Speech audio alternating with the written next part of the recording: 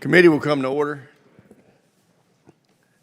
Before we begin, I have one housekeeping matter. As soon as we adjourn the public hearing, we will immediately move upstairs for a classified briefing, and we'll also be asking questions in reverse order of seniority today. Today we begin our fiscal 2025 posture hearings for Northcom and Southcom. I want to thank our witnesses for being here today and for their service to our nation. In 8 months, President Xi is expected to visit Peru, inaugurate a brand new $3.6 billion megaport. It was financed by China, built by Chinese workers, and it will be owned and operated by the CCP-backed company. It will be used to ship South American copper, lithium, and other critical materials to China to further their military modernization. This is just the latest effort, of China's efforts to displace American influence and build a strategic footprint in our backyard. 25 of the 31 countries in the Southcom AOR are welcomed or have welcomed infrastructure investment from China. 22 have formally joined China's Belt and Road Initiative.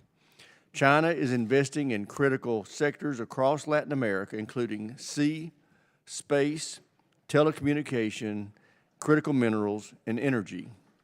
CCP-backed companies currently own or operate mines in Mexico, Argentina, Peru, and Venezuela, electrical grids in Peru and Chile, 5G wireless systems in Costa Rica and Bolivia, Brazil and Mexico, space launch and satellite tracking facilities in Peru, Venezuela, Bolivia, Argentina, as well as 40 ports across 16 Latin American and Caribbean countries.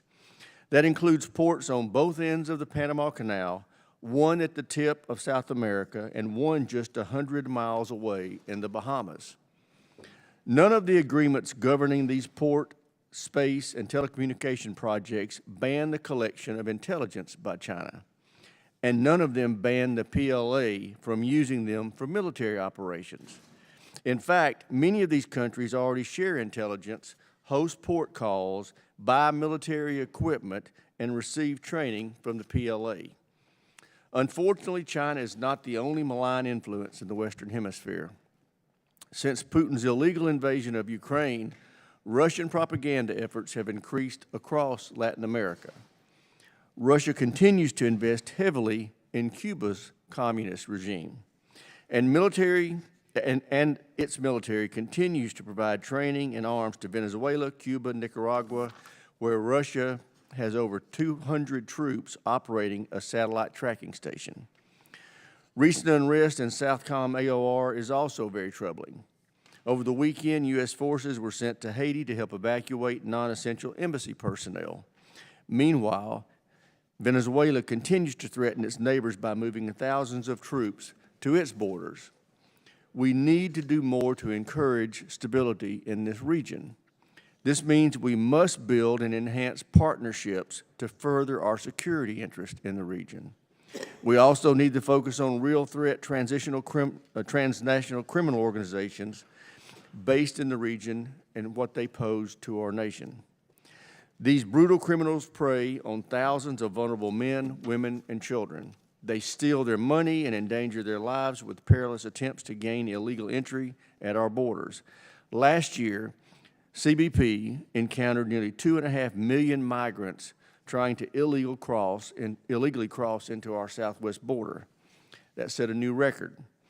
And to make matters worse, that number includes at least 169 individuals on the terrorist watch list, 598 known gang members, and 178 of which were MS-13 gang members. Keep in mind, these are just the ones that the CBP caught. CBP estimates that another 1.7 million illegal immigrants got away. South and Central American criminal organizations are also the main source of fentanyl and other dangerous drugs smuggled across our southern border. In FY23, a record 27,000 pounds of fentanyl were seized at the southwest border, enough to kill 6 billion people, and that's what was seized, not what got in. Nearly 3,000 military personnel are deployed to the U.S. border, the largest U.S. deployment of forces in the Western Hemisphere. Northcom and Southcom are doing their best to try to provide support to civilian authorities to address the border crisis, but the real solution rests with our president. He needs to drop the excuses and secure our border. I look forward to hearing from our witnesses and getting their best military advice on how to overcome these security challenges that we face. And with that, I yield to my friend, the ranking member, Mr. Panetta, for any questions he may, or comments he may have. Thank you, Mr. Chairman. I appreciate this opportunity to sit in for Ranking Member Adam Smith, but I'd also like to welcome our witnesses for our hearing today. Ms. Rebecca Zimmerman, performing the duties of Assistant Secretary of Defense for Homeland Defense and Hemispheric Affairs. General Laura Richardson, welcome back as, again, the Commander of U.S. Southern Command, and General Gregory Guillot, Commander of U.S. Northern Command and North American Aerospace Defense Command, in his first appearance before the committee after taking command in February. It's appropriate for our first posture hearing to be focused on the defense of the United States. What happens here at home and in our neighborhood is of the utmost importance to securing our national interest. I appreciate Ms. Zimmerman's focus on the new Homeland Defense policy guidance in her testimony and look forward to additional detail about what the Department intends to improve in its resilience across DoD, the interagency, and our civil society to ensure that we can deter and, if necessary, survive and prevail against any adversary who chooses to test our defenses. I also look forward to hearing about the progress of General Guillot's initial review upon taking command, as well as his and Ms. Zimmerman's views on the Department's support to civilian authorities at the southern border, unidentified anomalous phenomena, and DoD and national interests in the High North and Northcom. Further, I hope to understand NORAD's posture and future requirements with respect to integrated air and missile defense, particularly in regard to increasing our domain awareness regardless of the type of threat or origin. I expect to encourage General Guillot and Ms. Zimmerman to speak to the threats to our national security in strategic, cyber, and traditional domains and across the full geographic breadth of our country. Strategic competitors are active in the Southcom region and often engage in activities that undermine the rules-based order. Despite other global events that require our attention, we should not ignore our own hemisphere. The Department needs to engage in agile and adaptive ways in the region where resources can be limited. In Southcom, the Department continues to pursue security cooperation activities that enhance our partners' ability to address challenges in the region like drug trafficking, migrant flows, and the fallout of the humanitarian crisis in Venezuela. Such activities can effectively build the capacity of our partners while also deterring malign activity and aggression in the region. I'm interested in hearing how such activities build capacity and to the extent to which they reinforce human rights. And yes, we are keeping an eye on the situation in Haiti. The Department is currently supporting the Multinational Stability Support Mission and augmenting security at the U.S. Embassy, and I encourage General Richardson to speak about these missions. Finally, I will repeat my concluding question to our witnesses from last year. How do we continue to protect the United States, continue to build our partnerships with the countries of the Western Hemisphere, and continue to keep an eye on efforts that may undermine the United States' interests? I thank the witnesses for being here, and I look forward to hearing their testimony. Thank you, Mr. Chairman. I yield back. Thank you. Now I'd like to introduce the witnesses. We have the Honorable Rebecca Zimmerman, is Acting Principal Deputy Secretary of Defense for Homeland Defense and Hemispheric Affairs. It's a pretty long title. General Laura Richardson, Commander, United States Southern Command. General Gregory Guillot. How do you pronounce that? Chairman, it's Guillot. Guillot. All right. General Gregory Guillot is the Commander, United States Northern Command and Northern Aerospace Defense Command. I welcome the witnesses. Ms. Zimmerman, we'll start with you. You're recognized for 5 minutes. Thank you. Chairman Rogers, Ranking Member Smith, and Congressman Panetta standing in, and distinguished members of the committee, thank you for the opportunity to testify before you today. I'll highlight how we're putting homeland defense and other interests across the hemisphere front and center to implement the 2022 National Defense Strategy. But I want to first acknowledge the tragic helicopter crash on the southwest border on Friday afternoon that killed 2 New York National Guardsmen, Casey Frankowski and John Gracia, and also U.S. Border Patrol agent Chris Luna. On behalf of the Department of Defense, I extend our sincere condolences to the families of those lost. The 2022 NDS states that the department's top priority is defense of the homeland, paced to the growing multi-domain threat posed by the People's Republic of China. Per the NDS, the PRC is the pacing challenge for DoD, while Russia remains an acute threat. The PRC and Russia currently pose more dangerous challenges to safety and security to the U.S. homeland. But the NDS also ensures vigilance of other persistent threats. North Korea is expanding its nuclear and missile capability to threaten the homeland. Iran is testing space launch technologies, and global terrorist groups require continued monitoring. Emerging technologies pose new challenges to strategic stability and demand that we adapt and adjust our posture, deterring adversaries from employing advanced threats by denying them the benefits of their aggression. As small, uncrewed aircraft systems proliferate in the open market and their costs decrease as their capabilities rapidly increase, the threat of these small UAS is becoming more prominent. Our nation also continues to face the challenge of natural and man-made hazards. Last year, the U.S. homeland endured 114 incidents, 24 more than in 2022, caused by natural hazards including severe storms, tornadoes, hurricanes, floods, and wildfires. In December of 2023, Secretary Austin approved a classified Homeland Defense policy guidance, updating the department's approach to Homeland Defense to account for major changes in the global security environment. We have shared this classified document with the Congress and plan to publish an unclassified version later this year. The guidance looks to meet the challenges we face today by driving action across the department to deter threats of aggression or strategic attack to the homeland across multiple domains and the spectrum of conflict.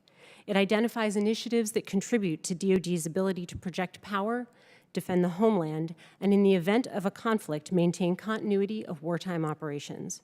Those initiatives link to the 2022 NDS and ensure that DoD will deter aggression against the homeland, improve resilience to an attack across the spectrum of conflict, focus on defending defense-critical infrastructure against attacks, ensure continuity of operations and continuity of government, build resiliency against the impacts of climate change, and ensure resilience in chemical, biological, radiological, and nuclear response capabilities associated with homeland defense missions.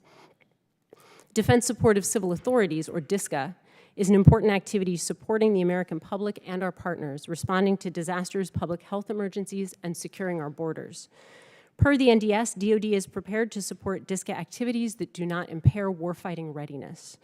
Today, between 2,500 and 3,000 military personnel are deployed to the southwest border supporting U.S. Customs and Border Protection activities. DoD has supported DHS's border security mission for 18 of the last 21 years. The United States derives immense benefit from a stable, peaceful, and democratic Western Hemisphere that reduces security threats to our nation. We're deepening partnerships with Canada, Mexico, Brazil, Colombia, and Chile, while reinforcing democratic institutions, civilian control of the military, and respect for human rights and the rule of law. In February, Secretary Austin participated in the North American Defense Ministerial with his counterparts from Mexico and Canada. DoD is working to fulfill and sustain the department's supporting role in Central America and the Caribbean, institutional capacity building, and humanitarian assistance and disaster response. In addition, the department is participating in U.S. government efforts to support a UN-backed multinational security support mission in Haiti to assist the Haitian National Police. Our relationships in the hemisphere help ensure we can conduct humanitarian assistance and disaster relief, bolster cyber defenses, promote climate resilience, and conduct pandemic response. To conclude, the department is committed to defending the homeland and pursuing U.S. interests in the Western Hemisphere and the Arctic. Thank you for your support of the Department of Defense, and I look forward to your questions. Thank you, Ms. Zimmerman. General Richardson, you're recognized. Chairman Rogers, Ranking Member Panetta, and distinguished members of the committee, thank you for the opportunity to appear before you with Assistant Secretary Zimmerman and General Guillot. I am honored to represent the dedicated men and women of U.S. Southern Command to discuss the challenges we share with our neighbors in Latin America and the Caribbean. Our national security strategy recognizes the direct link between this region's security and our own security. We are harnessing the power of partnership from Team USA in support of Team Democracy by leveraging all instruments of national power, diplomacy, information, military, and economics to expeditiously assist partner nations in addressing the challenges that impact our collective security. This region, which is our shared neighborhood, remains under assault from a host of cross-cutting transboundary challenges that directly threaten our homeland. I have seen these challenges intensify since I met with you last year, and this remains a call to action. In almost 2.5 years in command, I've made it my priority to meet our partners where they are and to listen and understand the challenges that affect us all. The world is at an inflection point. Our partners in the Western Hemisphere, with whom we are bonded by trade, shared values, democratic traditions, family ties, and increasingly impacted by interference and coercion, I've learned that our presence absolutely matters. The People's Republic of China has exploited the trust of democracies in this hemisphere, using that trust to steal national secrets, intellectual property, and research related to academia, agriculture, and healthcare. The scope and scale of this espionage is unprecedented. Through the Belt and Road Initiative, the PRC aims to amass power and influence at the expense of the world's democracies. Here in the Western Hemisphere, Latin America and the Caribbean have the potential to feed and fuel the world. Understanding this, the PRC is already busy extracting and exploiting. Predatory investment practices, construction of megaports and dual-use space facilities, and criminal cyber activities are just a few of the PRC's malign activities that jeopardize the sovereignty and safety of the region.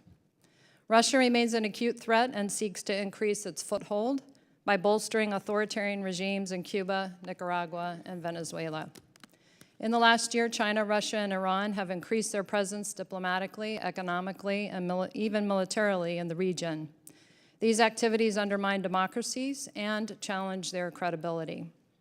Both China and Russia exploit the presence of transnational criminal organizations and amplify their destabilizing impacts on democratic governments. TCOs traffic weapons, drugs, people, gold, lithium, rare earth minerals, commodities, and counterfeit goods, while contributing to the surge of fentanyl-related deaths here at home. The good news is working with our very willing partners leads to the best defense. We must use all available levers to strengthen our partnerships with the 28 like-minded democracies in this hemisphere who understand the power of working together to counter these shared threats. The United States remains the preferred and most trusted security partner in the region. We build trust through investment in security cooperation programs that train and equip our partner militaries and security forces, a robust joint exercise program to build interoperability, and the development and employment of emerging technologies. Moreover, we maximize the resources allocated by the Department of State's International Military Education and Training Program, or IMET, foreign military financing, foreign military sales to build interoperability and counterbalance the PRC's military engagements and investments. As the National Defense Strategy states, the U.S. derives immense benefit from a stable, peaceful, and democratic Western Hemisphere that reduces security threats to the homeland. U.S. Southcom continues to innovate and adapt, putting integrated deterrence into action every day. We remain committed to working across all domains with allies and partners, combatant commands, the Joint Force, the U.S. interagency, non-federal entities, and the United States Congress to guarantee safety, security, and prosperity throughout the Western Hemisphere. This work and promise of U.S. Southcom as a part of Team USA in support of Team Democracy is our pledge. Thank you for your assistance in resourcing this team. I look forward to your questions. Thank you. Thank you, General Richardson. General Gio, you're recognized 5 minutes. Chairman Rogers, Ranking Member Panetta, and distinguished members of the committee, thank you for the opportunity to appear before you today. It's a profound honor to command and represent the men and women of North American Aerospace Defense Command and United States Northern Command. And I thank Ms. Zimmerman for acknowledging the sacrifice of 2 soldiers and a Border Patrol agent, as well as remembering the injured soldier from last week's helicopter crash along the southwest border in Texas. As we speak this morning, American and Canadian military and civilian personnel from both commands are actively defending our homelands against significant, persistent threats from multiple vectors in all domains. Although I've only been in command a few weeks, it is readily clear to me that the United States, Canada, and our expansive network of partners are facing an extraordinarily complex strategic environment.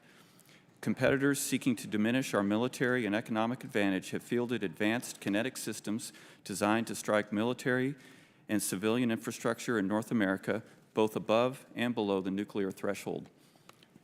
Meanwhile, competitors have rapidly advanced and routinely use non-kinetic capabilities targeting our critical infrastructure and essential networks. Threats to the homeland are present in all domains along all avenues of approach, to include the Arctic region. As stated in the National Defense Strategy, the People's Republic of China remains our pacing challenge as the People's Liberation Army modernizes and grows at a rapid pace. The PRC's expanding nuclear capability and capacity, along with its development of modern submarines, missiles, and hypersonic weapons, all present significant challenges for homeland defense. While the PRC's capabilities are growing quickly, Russia remains a threat to the homeland today and is an immediate nation-state concern. Russia retains the world's largest stockpile of strategic and non-strategic nuclear weapons, along with significant capacity to strike inside North America with its air and sea-launched precision conventional weapons. Despite heavy losses to its ground forces in Ukraine, Russia has invested heavily in systems that can threaten the United States, such as advanced guided missile submarines, hypersonic glide vehicles, ICBMs, as well as significant cyber and undersea capabilities and developmental systems such as a nuclear torpedo and a nuclear-powered cruise missile. Meanwhile, North Korea continues its bellicose rhetoric while test launching increasingly advanced long-range missiles and expanding its ties with China and Russia. While Iran currently lacks the capability to strike North America with long-range missiles, it is investing heavily in that capability. Iran also supports violent militant groups in the Middle East and maintains a worldwide network of operational surrogates. And the most prevalent and growing threats include cyber and small unmanned aerial systems that are being employed inside the U.S. and Canada against civilian and military infrastructure in ways that were not possible a few years ago. With those risks firmly in mind, NORAD and Northcom strive to begin homeland defense well beyond North America. To do so, both commands are working with the services and Congress to improve domain awareness in order to detect, track, and defeat threats ranging from long-range ballistic missiles to small unmanned aerial systems. The defense of North America is an active endeavor that requires NORAD and Northcom to campaign against all threats in all domains along all approaches. That effort requires seamless exchange of information with combatant commands, conventional and special operations forces, and the intelligence community, and the spectrum of interagency and international partners. The importance of collecting and disseminating information quickly cannot be overstated. I strongly support the Department's work to advance the combined joint all-domain command and control concept as we seek to detect and track potential threats and share information as quickly as possible with analysts, operators, and decision-makers around the world.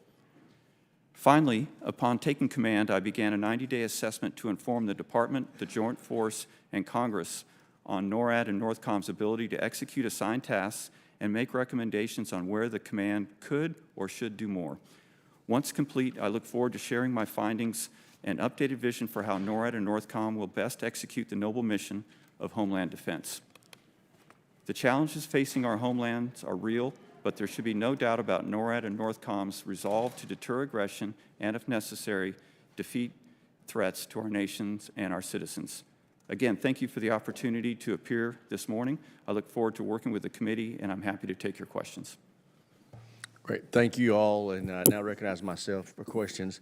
General Richardson and Gio, you heard me outline, and y'all talked about China's infrastructure investments in throughout Latin America and the Caribbean. Are y'all concerned about them taking those infrastructure investments and using them for military purposes?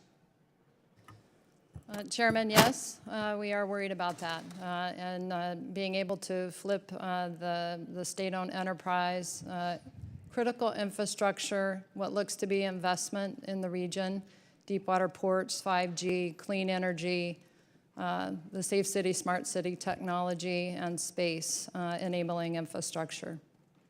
General. Chairman, I completely agree with General Richardson. From the Northcom Homeland Defense perspective, it's something that I'm watching very closely in the 90-day assessment, and look forward to sharing what I learn as far as the specifics of what we can do to address that threat more completely. Well, obviously, I'm concerned about it, and I'm particularly interested in both of y'all. What would you like to see Congress do to help you counter those malign influences in the Caribbean and Latin America? So, Chairman, I would say that we've got to be on the field competing for the tenders and the contracts that come out from the countries. And so the countries put out the tenders, and our Team USA, U.S. companies have got to be competing on that critical infrastructure. And so over this past year, I've been partnering U.S. Southern Command with more closely with the interagency to try and break down those barriers that are there. Also through the Inter-American Development Bank, Development and Finance Corporation, and all of the projects that come out of there. Those are big money projects that can compete with Western solutions, Team USA solutions in support of the countries, and be a counter, an alternative to the Chinese companies, state-owned enterprises that are competing on these contracts in the countries. General Gio, is there anything that you need from Congress to help you counter those influences? Chairman, thank you. First, we'll continue to cooperate with General Richardson and her command as the seams between Southcom and Northcom are seams that cannot be, we need to make sure cannot be exploited. Our approach to partnering with Mexico is primarily through the mill-to-mill arrangement, and with that, our Special Operations Command, which we call SOC North, works side by side with Mexican military to build capacity, capability, and eventually interoperability. What I would appreciate is continued support for those efforts as we strengthen that relationship on the south side of our border. Are those mill-to-mill authorizations that you have, the funding levels adequate at present? Chairman, at the present time, they are sufficient. General Richardson, are yours?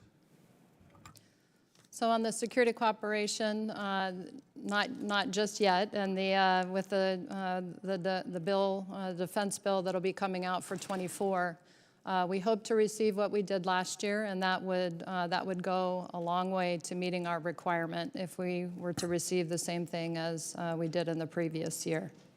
Well, I appreciate your loyalty to the administration, but both of you are undercutting how much I think you need. I think the amount you received last year should be doubled at least this next year.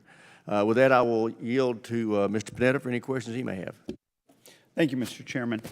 I think obviously Russia has been occupied recently. However, they're still pretty active in the Arctic. And General Gio, I want to focus on that area. Obviously, with the expansion of NATO, creating more opportunities to secure the Arctic, it's becoming more critical that we leverage our Special Operations Forces capabilities and ensure that our personnel are trained, readied, and equipped to project power. However, I've had some discussions recently with some Special Operations Forces officers who talked about the difficulties that they've had, be it in resources that they have to operate in that area and the extremes that they have to deal with, but also that their training in Montana and Colorado no way compare to the actual environment of being in the Arctic. So we can't address the tactical level difficulties without appropriately defining our mission in the Arctic. It remains unclear to many of our personnel what we mean when we say Arctic, which differs significantly by season. and what Arctic readiness is versus Arctic capable, and how we should operate in an austere environment defined by both economic and military interests. So, General, can you describe what our Arctic mission is and the department's efforts to better align that mission across services? Congressman Panetta, our approach to the Arctic. Could you pull the microphone a little bit closer, please? Yeah. Thank you. Sorry, Chairman. Congressman, our approach to the Arctic is vital to our overall homeland defense because the Arctic comprises about 52% of the entire area of operation for NORAD and Northcom's areas. And although we frequently talk about the Arctic in terms of Alaska, it's important to note that the high north and then also the northeast approach, which we call the 2 o'clock position, is extremely important. What you mentioned about the training of the forces is exactly right. We have well-trained forces, but unfortunately they train often in the United States and not up in the Arctic, in Alaska, and therefore they need to have specific equipment, gear, and kit to make sure that they can operate in that harsh environment.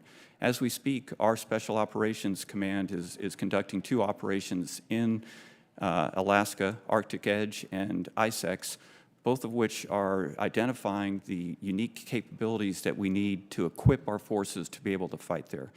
And on the same, and you pointed out the special operations on the other side, even with our air forces and Army forces that operate very well in Alaska right now and are equipped for that, if a conflict in the Pacific would cause them to push forward, I'm concerned that the forces that would backfill there may be well trained, but not specifically in Arctic techniques and then also with the gear necessary. So that is something that I will address with the services to ensure that we have depth in our Arctic capability.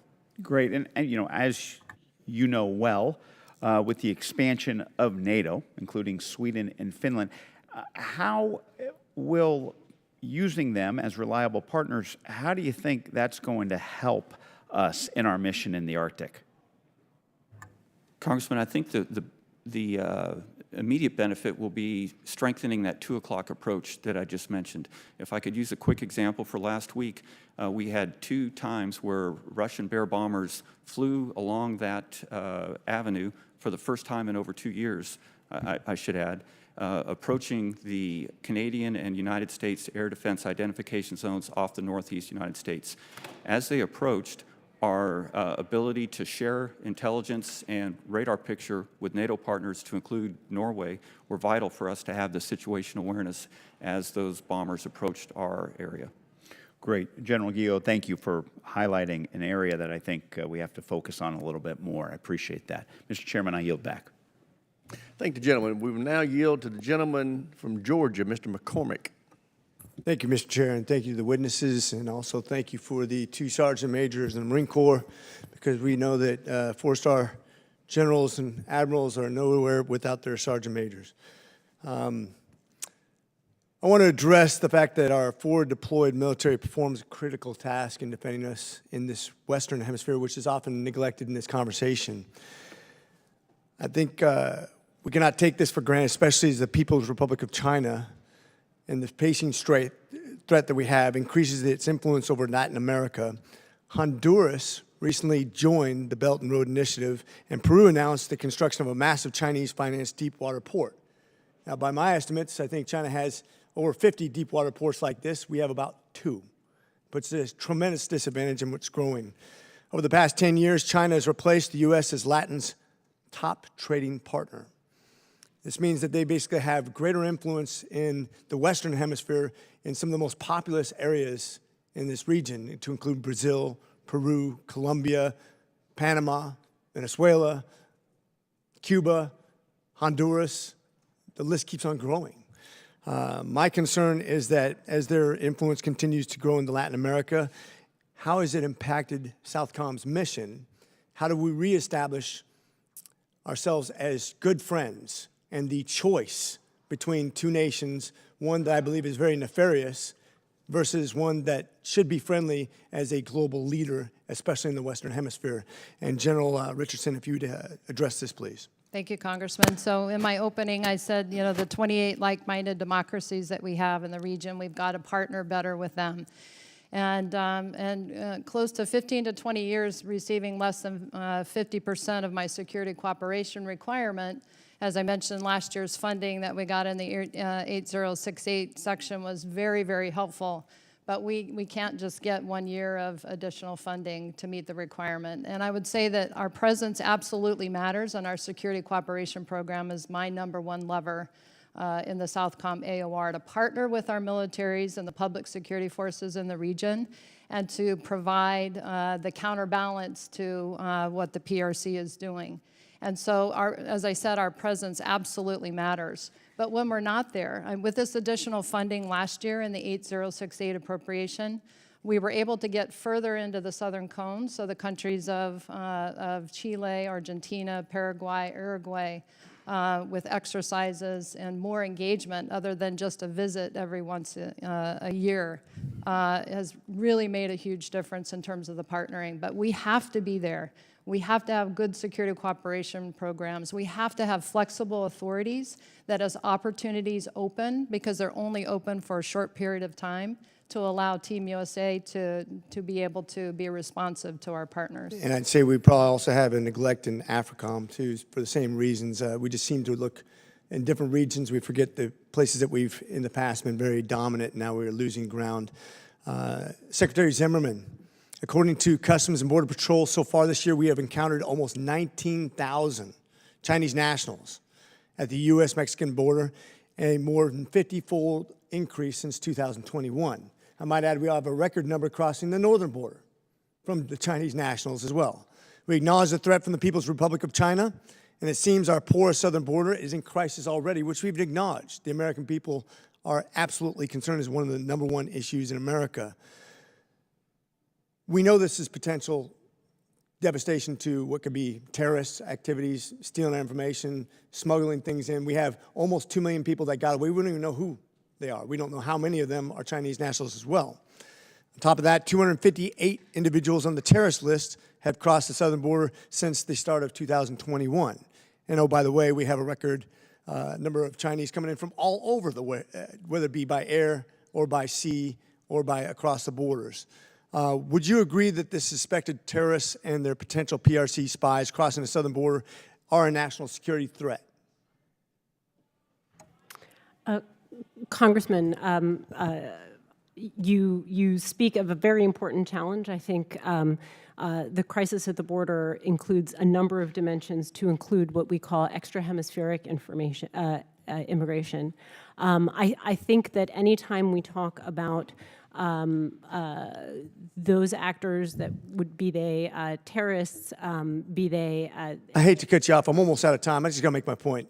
I know you agree it's a threat. I just want to point out that when we talk about the difference between undocumented versus documented, just Gentleman's to clarify. time's expired. Chair, and I recognize the gentleman from Texas, Mr. Veazey. Thank you, Mr. Chairman.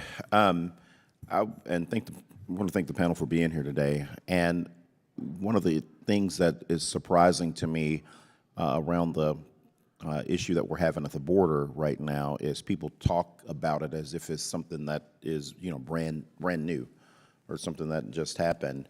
But General Richardson, I wanted to ask you, I'm sure that you have studied the history and remember when the Cali cartels and the Medellin cartels and Colombia was having issues dealing with far left paramilitary organizations in that country. It created a great deal of instability. From estimates that I've seen, depending on who you talk to, whether it's the Colombian government or from outside sources, between 1985 and 2002, perhaps anywhere from 1 to almost 3 million Colombians were displaced, some internally, but some sought refuge outside of Colombia. And one of the things that I wanted to talk with you about was Plan Colombia, that proved to be very effective in helping deal with a lot of that regional destabilization that happened, a lot of the mass migration that happened by improving security measures, economic development, and other areas that really helped finally bring and rein in some of the issues from the Wild West days under those two cartels. And I was hoping that you could perhaps tell us what additional steps you think the U.S. can take, including its military forces, to assist other unstable countries in the hemisphere in managing migration flows. But I'll let you answer that one first, and then I have a follow-up to that. So there's a lot to unpack there, Congressman, because the effects of Venezuela and the 7.5 million migrants that have poured out of Venezuela as a result of the conditions there, and then coming into the region that is already economically impacted from COVID and still trying to dig out of the hole. And so as some will go through the southern cone all the way down to the southern cone and back up to only go through the very dangerous Darien jungle and make that trek. And so as we see the insecurity and the instability, families are on the move at unprecedented numbers. There used to be a lot of single movers, but now there are families with young children trying to find a better life. And so in my opening, I talked about the potential of this region. A lot of talk about it 10 years ago, to feed and fuel the world. That's the potential of this region.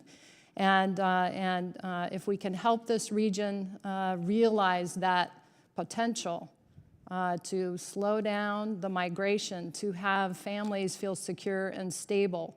But there's a lot of work to be done in order to do that. Ever since last April, prior to the Title 42 expiration, the United States signed a trilateral agreement with Colombia and Panama. That investment that you referenced, Plan Colombia, was huge, and our security relationship continues to be extremely strong with Colombia.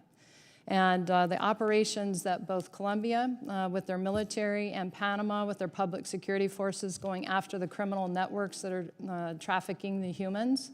But they're not just trafficking the humans, it's drugs and all of the other portfolio, illegal mining, illegal logging, counterfeit goods. And so as we continue with the migration, a lot of the countries in the Southcom AOR have laws that migration is a human right. And so they don't their laws don't allow them to stop migration or slow the flow. So that's why our investment in the region with the safe mobility offices, the legal pathways. Administrator Power said it best, I think, that everybody knows how to get in touch with a smuggler to get an illegal pathway to the United States. But we have to have that campaign that folks know how to legally get to the United States. Our policies matter in this respect. And again, families are trying to realize the American dream. But how do we realize the American dream in the Americas with the potential to feed and fuel the world? Yeah. So I think economic investment as well as security investment is absolutely necessary. Yeah. Thank you very much. Mr. Chairman, I yield back. Thank the gentleman, Chair, and I recognize the gentleman from Missouri, Mr. Alford. Thank you, Mr. Chair.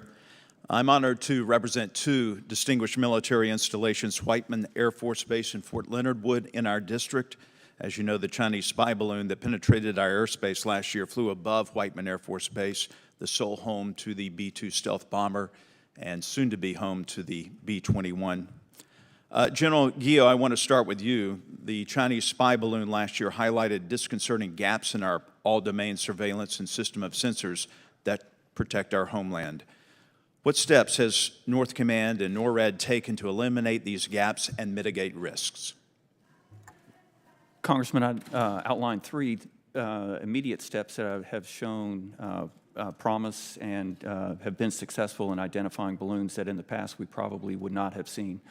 First and foremost, my predecessor, General Van Herk, directed the radar sensitivities to be adjusted, which would allow better detection of low radar cross-section, slow-moving, and high-altitude objects.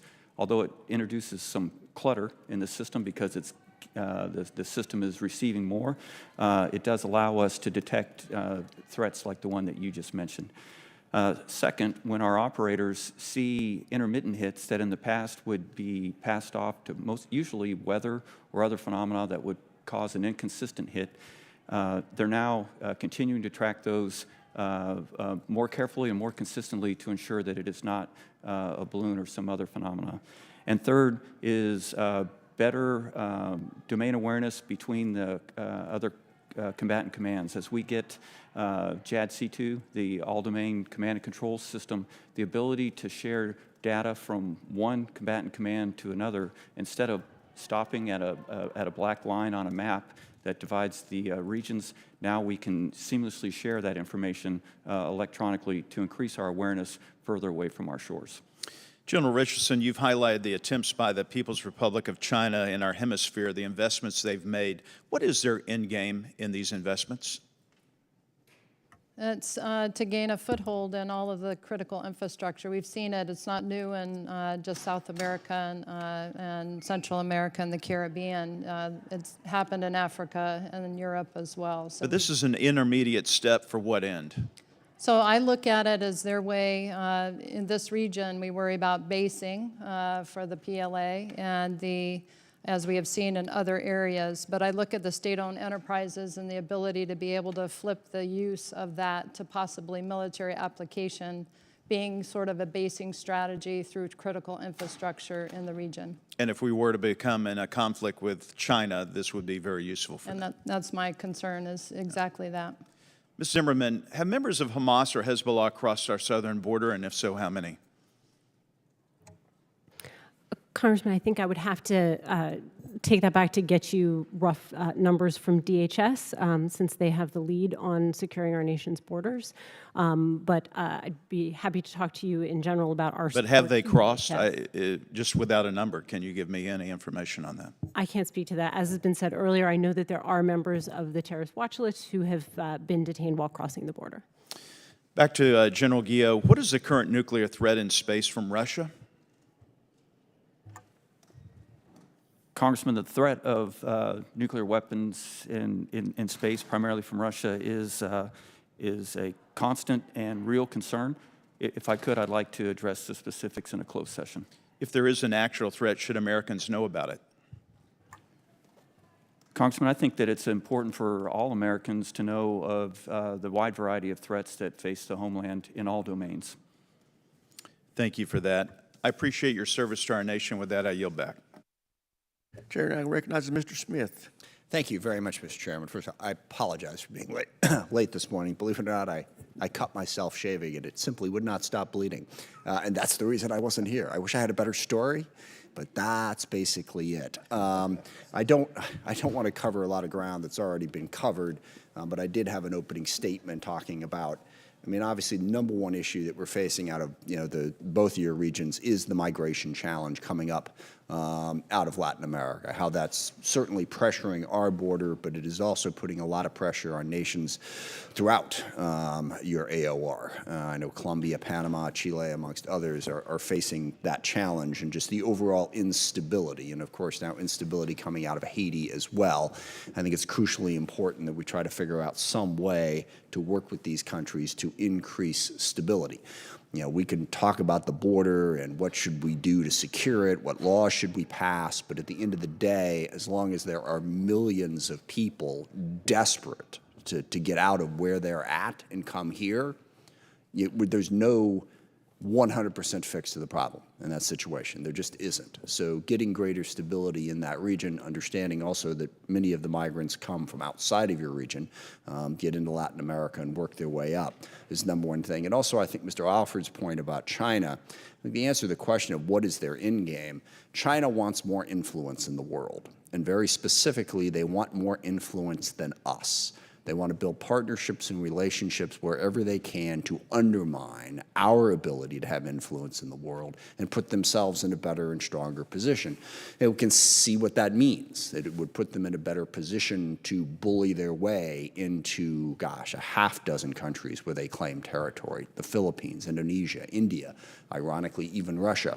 So that's really what we're fighting for is influence in the world and what they want to do. And I think it's really important that we build our relationships in Latin America to try and prevent that. And then on the North American side, again, I agree with Mr. Alford, trying to protect our airspace. Certainly, we've learned of some vulnerabilities in the last couple of years. I know, General Guillot, you have addressed those, and I appreciate that.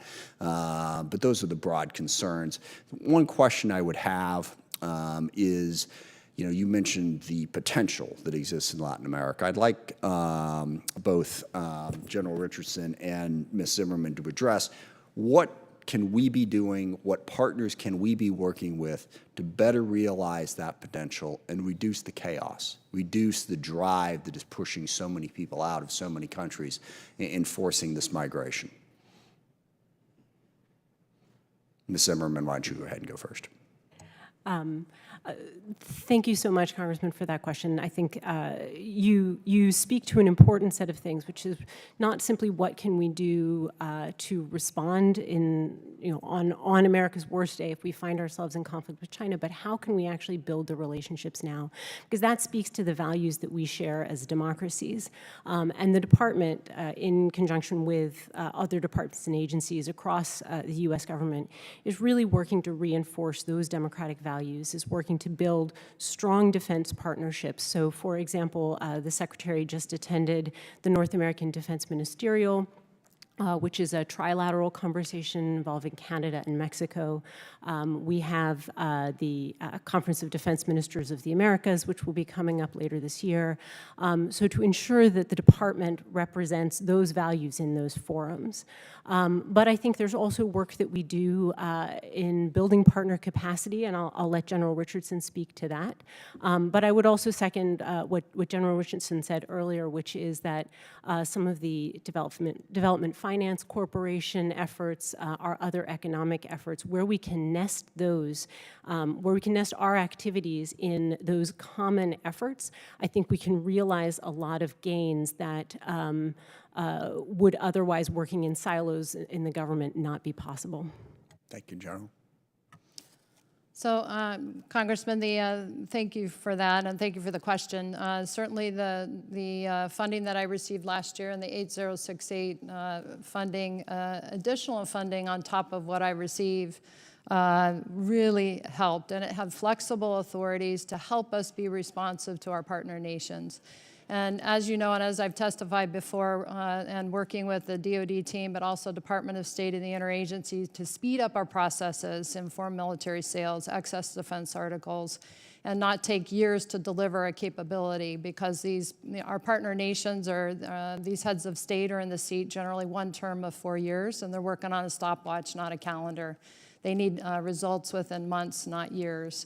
And so that's what has led me to also partner with Department of Commerce, Department of Treasury, the American Chamber of Commerce, because our economic security is really, really important here.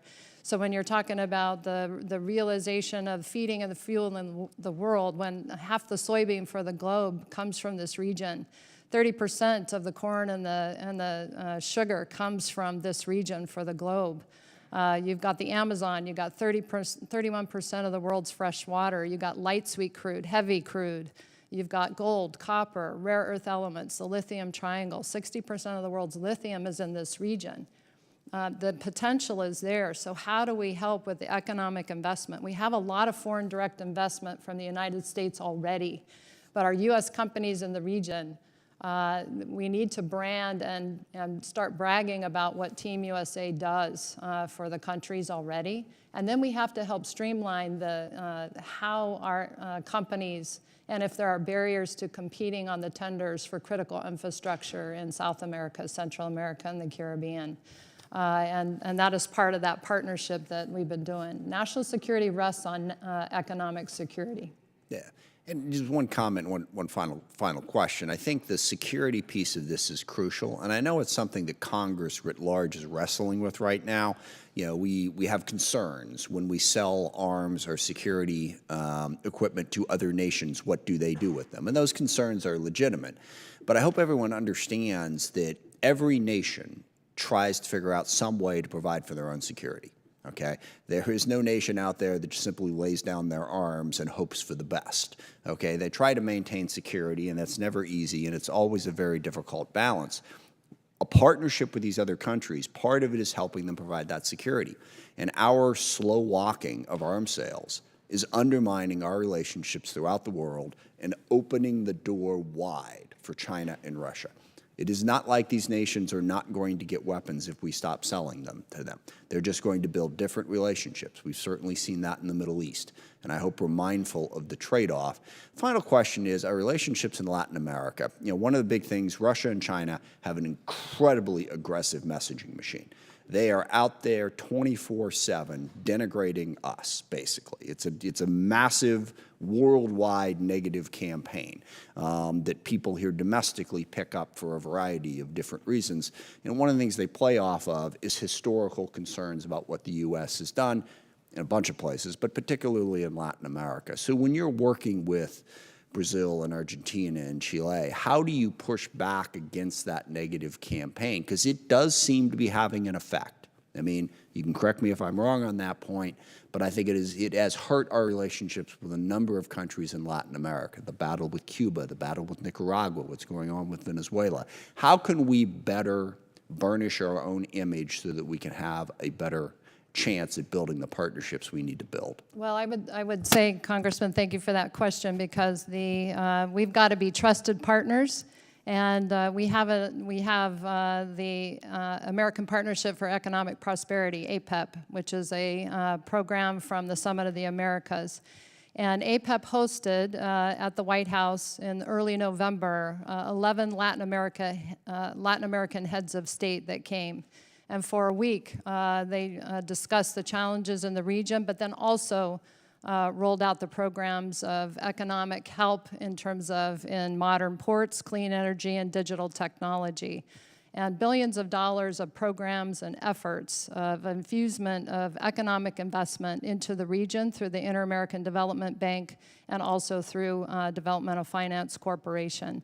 And so with that, there are some shares, 75 million in shares that are coming up for vote this month that I would recommend that as we had this APEP in November and hosted these leaders at the White House, that we have got to recommend that we purchase those shares from the United States so we don't give our adversaries an opportunity to purchase them as part of the investment that we rolled out in the November timeframe. Okay, thank you very much. Thank you, Mr. Chairman.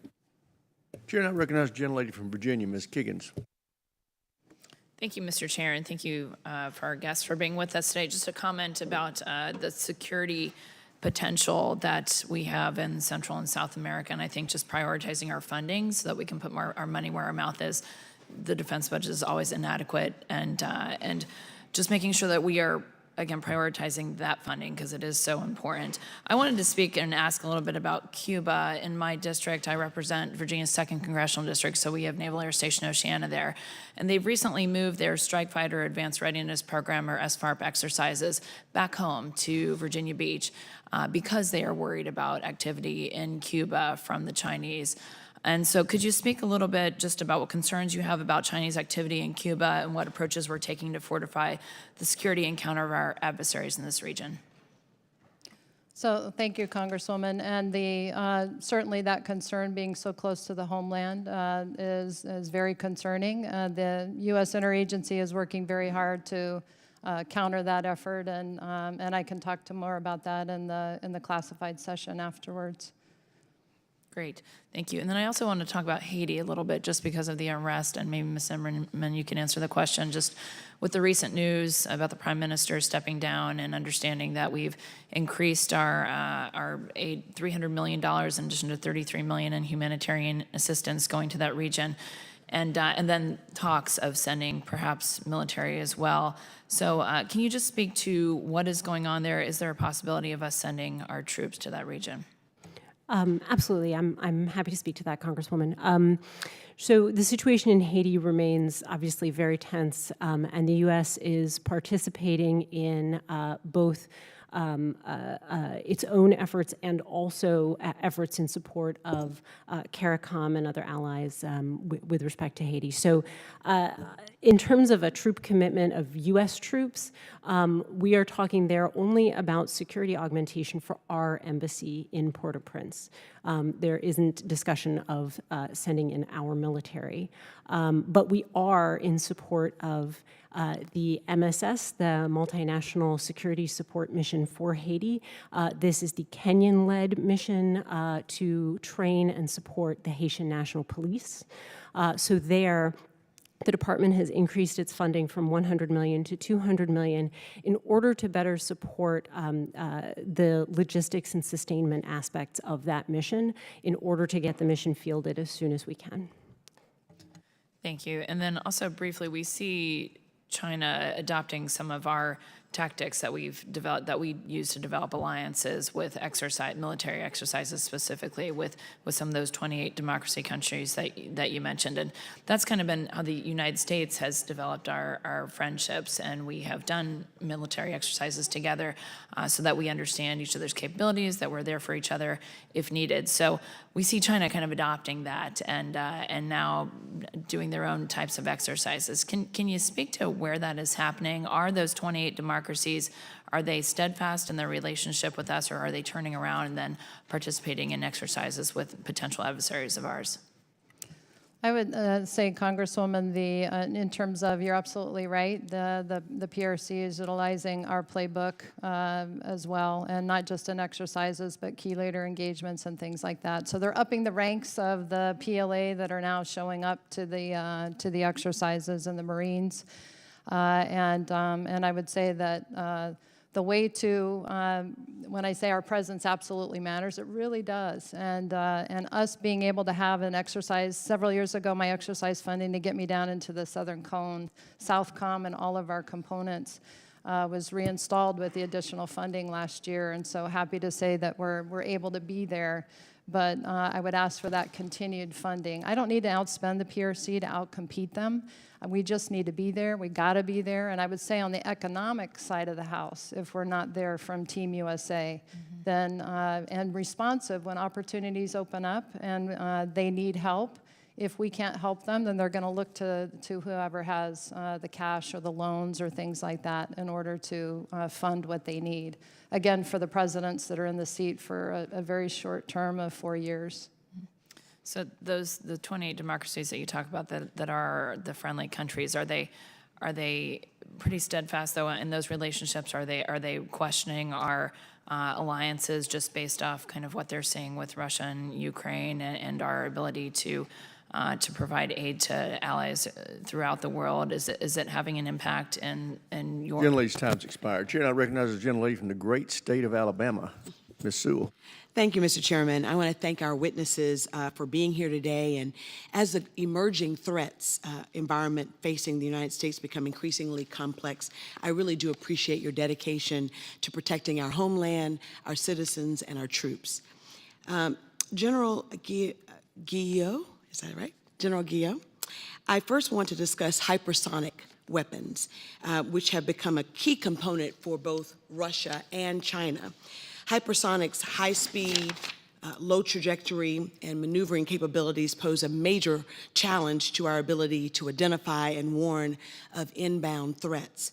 With your priority of detecting, classifying, and tracking potential threats to the homeland, are we providing enough resources for reactive threat representation from hypersonics?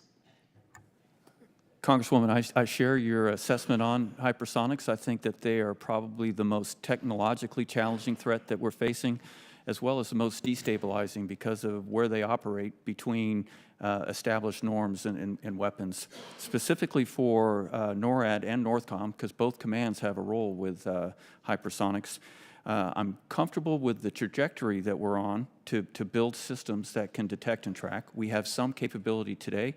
But as the threat advances, we need to advance. And so staying on track with our over-the-horizon radar and some space-based systems, which will give us hypersonic detect and track capability, is essential here in the coming years. So what about next generation technology with respect to hypersonics? Do you feel like we have enough resources around that? Because I really don't think we do. I understand that we don't have to outspend them, but we do have to be protective and show foresight. And so talk to me a little bit about that. Congresswoman, I agree. We need to double the efforts in, like I said, we can detect what we have today, but that's not where our adversaries will be in just a couple of short years. And that's on the defensive part. Obviously, not directly my realm, but then to deter, keeping pace on the offensive side is important, and I know that my fellow combatant commanders are looking at as well. And I've also had some very good discussions with the Missile Defense Agency, MDA, about some of the systems that they're developing, both in the future as well as adapting current systems today to be able to defeat hypersonics. Just want to I'm make sure highly that you interested know in that those. there are those of us who are really quite concerned about that and would welcome the opportunity to talk further about it. Ms. Zimmerman, in your testimony, you discussed the impact climate change has on our military readiness. You highlight the Global Water Security Center at the University of Alabama, which utilizes DoD funding to provide education, training, and research-related water, food, energy, and natural disasters. Can you discuss how the Global Water Center assessments help combatant commands, strategic planning, and contribute to our national security? Thank you very much. I think in terms of some of those specifics, I'd like to get back to you in a little bit more detail. But I will say that our ability to get on the same page as a department and as a government in our analysis, our understanding of the problem is what is right now allowing us to begin to take action with the goal for the department of really ensuring seamless operations when we need them, where we need them, regardless of the impact of climate change and extreme weather. Great. General Richardson, we continue to see our adversaries target our partners in South America, from China's Belt and Road Initiative to Russia's disinformation. With China emerging as South America's top trading partner, how can we use our trade initiatives, like the Americas Partnership for Economic Prosperity, to deter China? I would say that we have to be what we said that we're going to do. We've got to follow through with that and do what we said we were going to do. And I think that that is a huge investment in the region. 11 presidents from this region out of the 31 that came here to Washington, D.C. That shows you, I mean, I look at that as just a foot in the door to expand that. I mean, what a great first effort. And I'm so excited about this program, the attention, the investment. It's huge for Team USA and Team Democracy. And so if we can just make that even bigger and better, that's what we need to do. Thank you. I yield back the balance. Gentlelady's time's expired. Chair, I recognize the gentleman from Texas, Mr. Luttrell. Thank you, Mr. Chairman. I'd like to thank everybody for coming today and thank everybody for your service, everyone in uniform and our veterans. Thank you. Absolutely thank you for what you do to keep our families safe. Mr. Guillo, this is your first time in front of Congress. I think you missed an absolute great opportunity. Ms. Richardson, you failed on that one too. If the chairman of HASC says, I think your budget should be doubled, your immediate response is you will have it by the end of the day. Tracking? Okay, good. Let's move on. My colleague from Alabama hit it on the head with hypersonics. That's very forward-leaning, and I think that's a very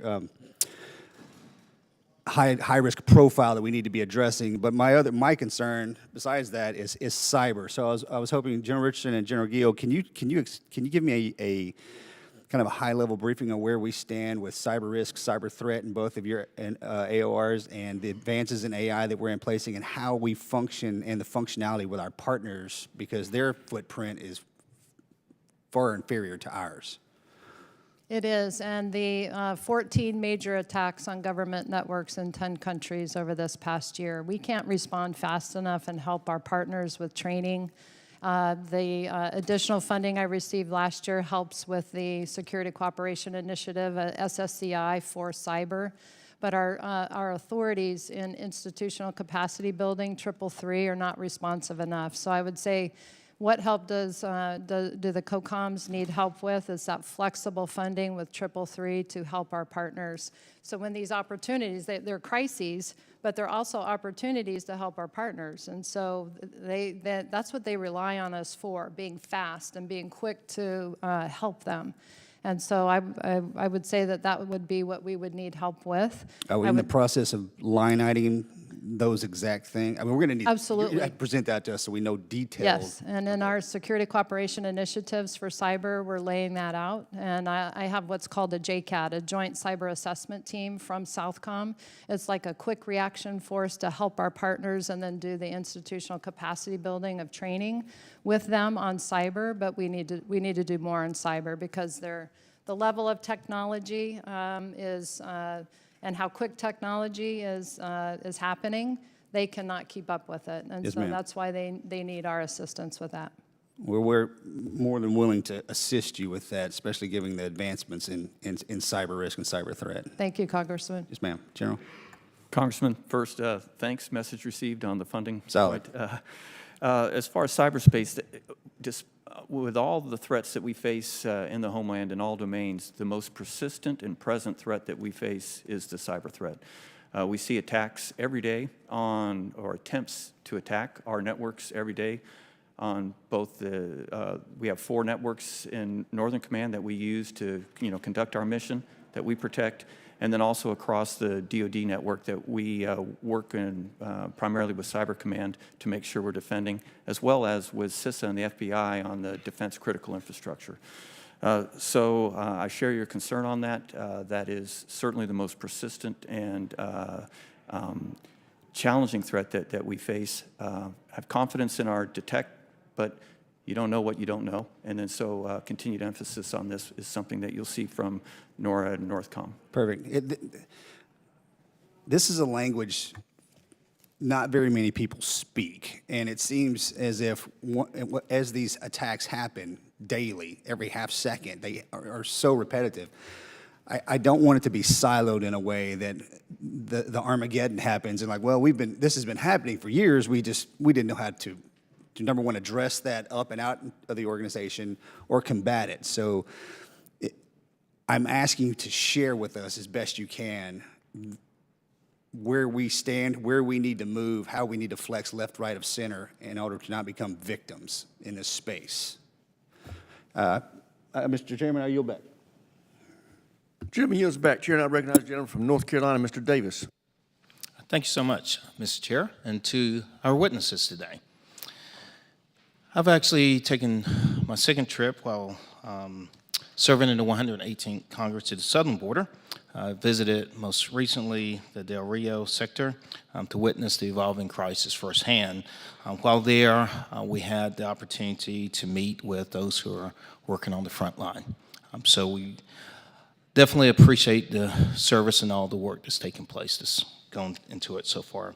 Ms. Zimmerman, while on Eagle Pass, we learned there have been more than 120,000 known gotaways so far, fiscal year 2024.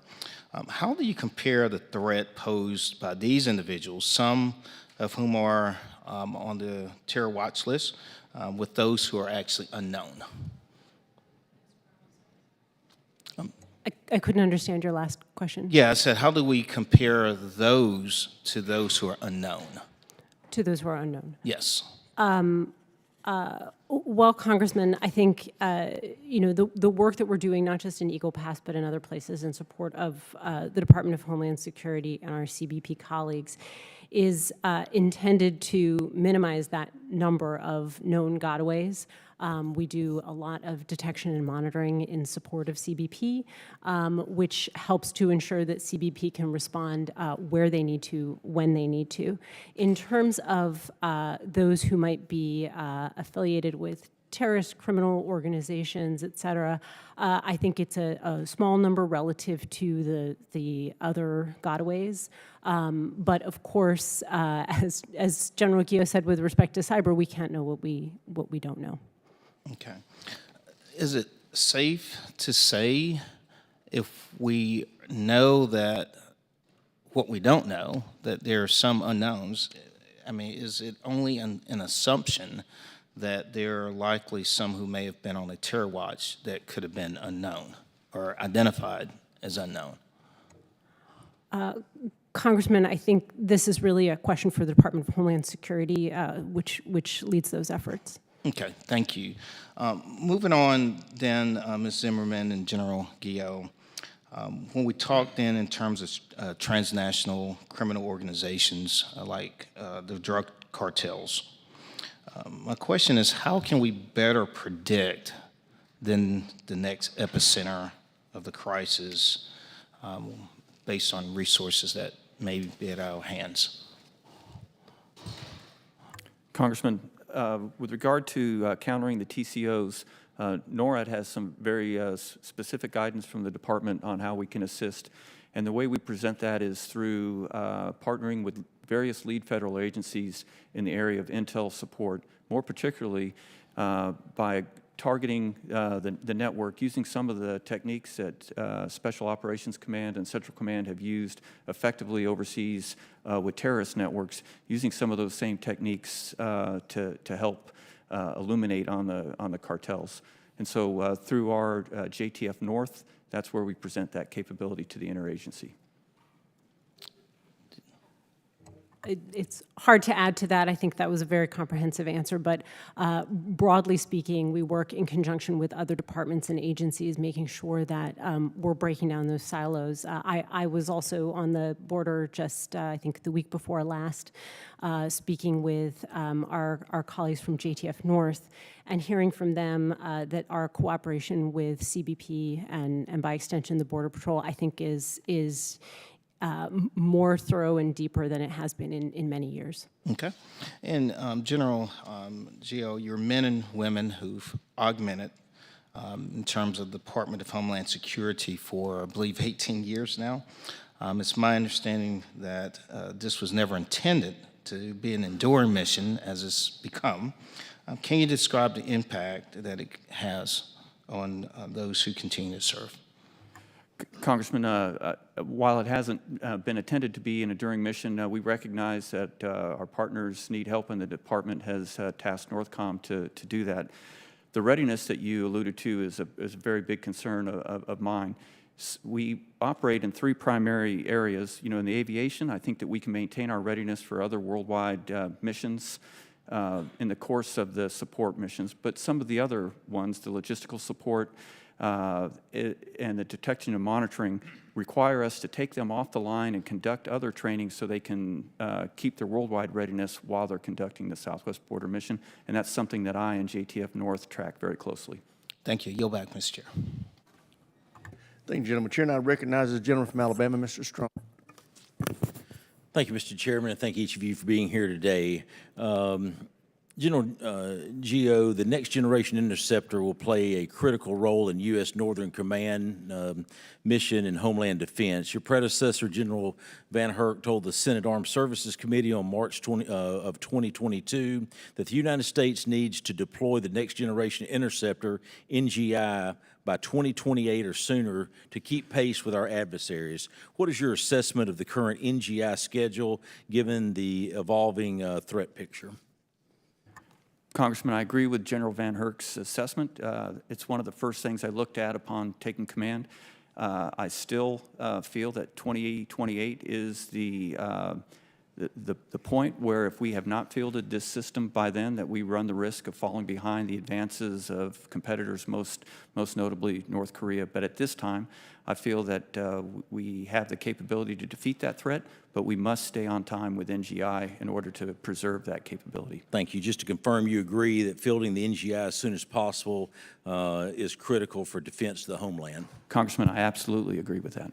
Thank you. If NGI, the NGI program failed like its predecessor, what would that mean for the Homeland Defense system, missile defense system? Congressman, I'll go into details in the closed session, but it would mean that we are not keeping pace with the rogue nations, in particular North Korea. That would be a very bad thing, correct? It would be a very bad thing, okay. Sir. As we have seen, others now canceled portions of the ground-based mid-course defense system. Maintaining competition as long as possible is critical. The acquisition strategy for NGI is the gold standard, and the plan has always been to carry two teams through at least latest critical design review. This is why I'm extremely concerned by reports that the department is now officially planning to conduct an early down select for NGI. NGI is the future of Homeland Missile Defense, and we don't have another capability in the pipeline if these programs fail. Are you concerned with the amount of risk that hasty cost-cut measures would add? Congressman, I'm concerned with anything that would give us a less than capable NGI system. I'll defer to the department and MDA on the specifics of the contracting measure, but I do have frequent and thorough discussions with MDA to ensure that the operational requirements that were established by Northcom are being met. Thank you. I understand that you're not going to go against your boss, but would you say that the next generation interceptor is a no-fail mission? Congressman, I believe NGI is a no-fail mission. Then why would we put all our eggs in one basket earlier than planned? Congressman, to the specifics of the contract and the procurement, I have to defer to the MDA experts. Again, I'm very concerned by the proposed major change to policy for NGI, and I look forward to continuing discussions with the DoD on how it intends to mitigate the extreme risk of an early down select. Mr. Chairman, I yield back. Thank the gentleman. Chair now recognizes the gentleman from Pennsylvania, Mr. DeLuzio. Thank you, Mr. Chairman. Good morning, everybody. Thank you for being here. You've highlighted examples today in your testimony and in your written testimony of how the Chinese Communist Party is increasing infrastructure investments in the Western Hemisphere. Certainly concerning. What also concerns me, though, is their access to our own infrastructure here in this country. Our maritime ports, for example, Wall Street Journal highlighted just last week, nearly 80% of our ship-to-shore cranes are Chinese-built, many containing unexplained covert communications capabilities and equipment. I think the vulnerabilities there are obvious. I was happy to see last year's NDAA, Section 7405, require an assessment of the threat posed by these cranes. I support H.R. 3169, Mr. Jimenez and Garamendi and others as well, the Port Crane Security and Inspection Act. So General Guillot, I'll start with you. Given that much of our port infrastructure is privately owned and we see these vulnerabilities in public reporting, what is Northcom's responsibility here and where is private or corporate responsibility lie as well? Congressman, primarily the defense of the ports is a private matter. However, in particular in the cyber realm, Northcom has a very vested interest in it because of our defense of critical infrastructure role. In particular, this is where we, on behalf of requested support from the private companies, if they request help in the cyber in cooperation with CISA and Cyber Command, any support given to them with cyber defense from DoD would be synchronized and presented through Northcom. Do our adversaries care if our infrastructure is owned by a private or a public entity? Well, I don't believe so. I think they, Congressman, I think they worry about their own interest and not ours. All right. Related to that, and my district and many others saw nation-state actors attack critical infrastructure. The Aliquippa Water Authority in Western Pennsylvania, my district, experienced an attack. I'm not alone in that. How do you see those vulnerabilities to our critical infrastructure, not just threatening our way of life, our prosperity, but undermining defense? Congressman, the way I see it undermining defense is it could potentially, you mentioned water, the ports, electricity, any number of rail, any number of those systems that aren't considered to be military or Defense Department actually are very important to us as we look to project forces overseas. We would use all those capabilities to support combatant commands around the world. So that's why in my Homeland Defense responsibilities, I take a special interest in that. Thank you. And Ms. Zimmer, I'm going to come to you. I'll just say this. I mean, you outlined the Homeland Defense policy guidance in your testimony. A quote here must be a, quote, focus on defending defense critical infrastructure against attacks in all domains and build resiliency and redundancy, end quote. And the general went to it. There are pieces of non-defense critical infrastructure that Defense Department military facilities rely on. Can you tell me more about that and how you worry about those vulnerabilities. Congressman, I'd be glad to. This is a major effort that the department is undertaking now in support of the resilience of defense critical infrastructure, and we recognize that a large part of the infrastructure on which the Department of Defense relies is not defense-owned. Some of it is federal infrastructure owned by federal partners, and some of it is in the private sector. The Department of Defense is the sector risk management agency for defense critical infrastructure. There are SRMAs for all of the varieties of critical infrastructure. We come together in the Federal Senior Leader Council, which is managed by CISA, to talk about cyber threats, and we talk about those in a cross forum where we're able to talk with those agencies about the infrastructure on which the Department of Defense depends. And so we're able to make decisions, we're able to make sure that the risk management constructs that those agencies are pursuing accommodate the needs of the Defense Department. But in addition to that, we're making efforts to reach out to our federal, state, local, tribal, and territorial, and private sector defense industrial base partners.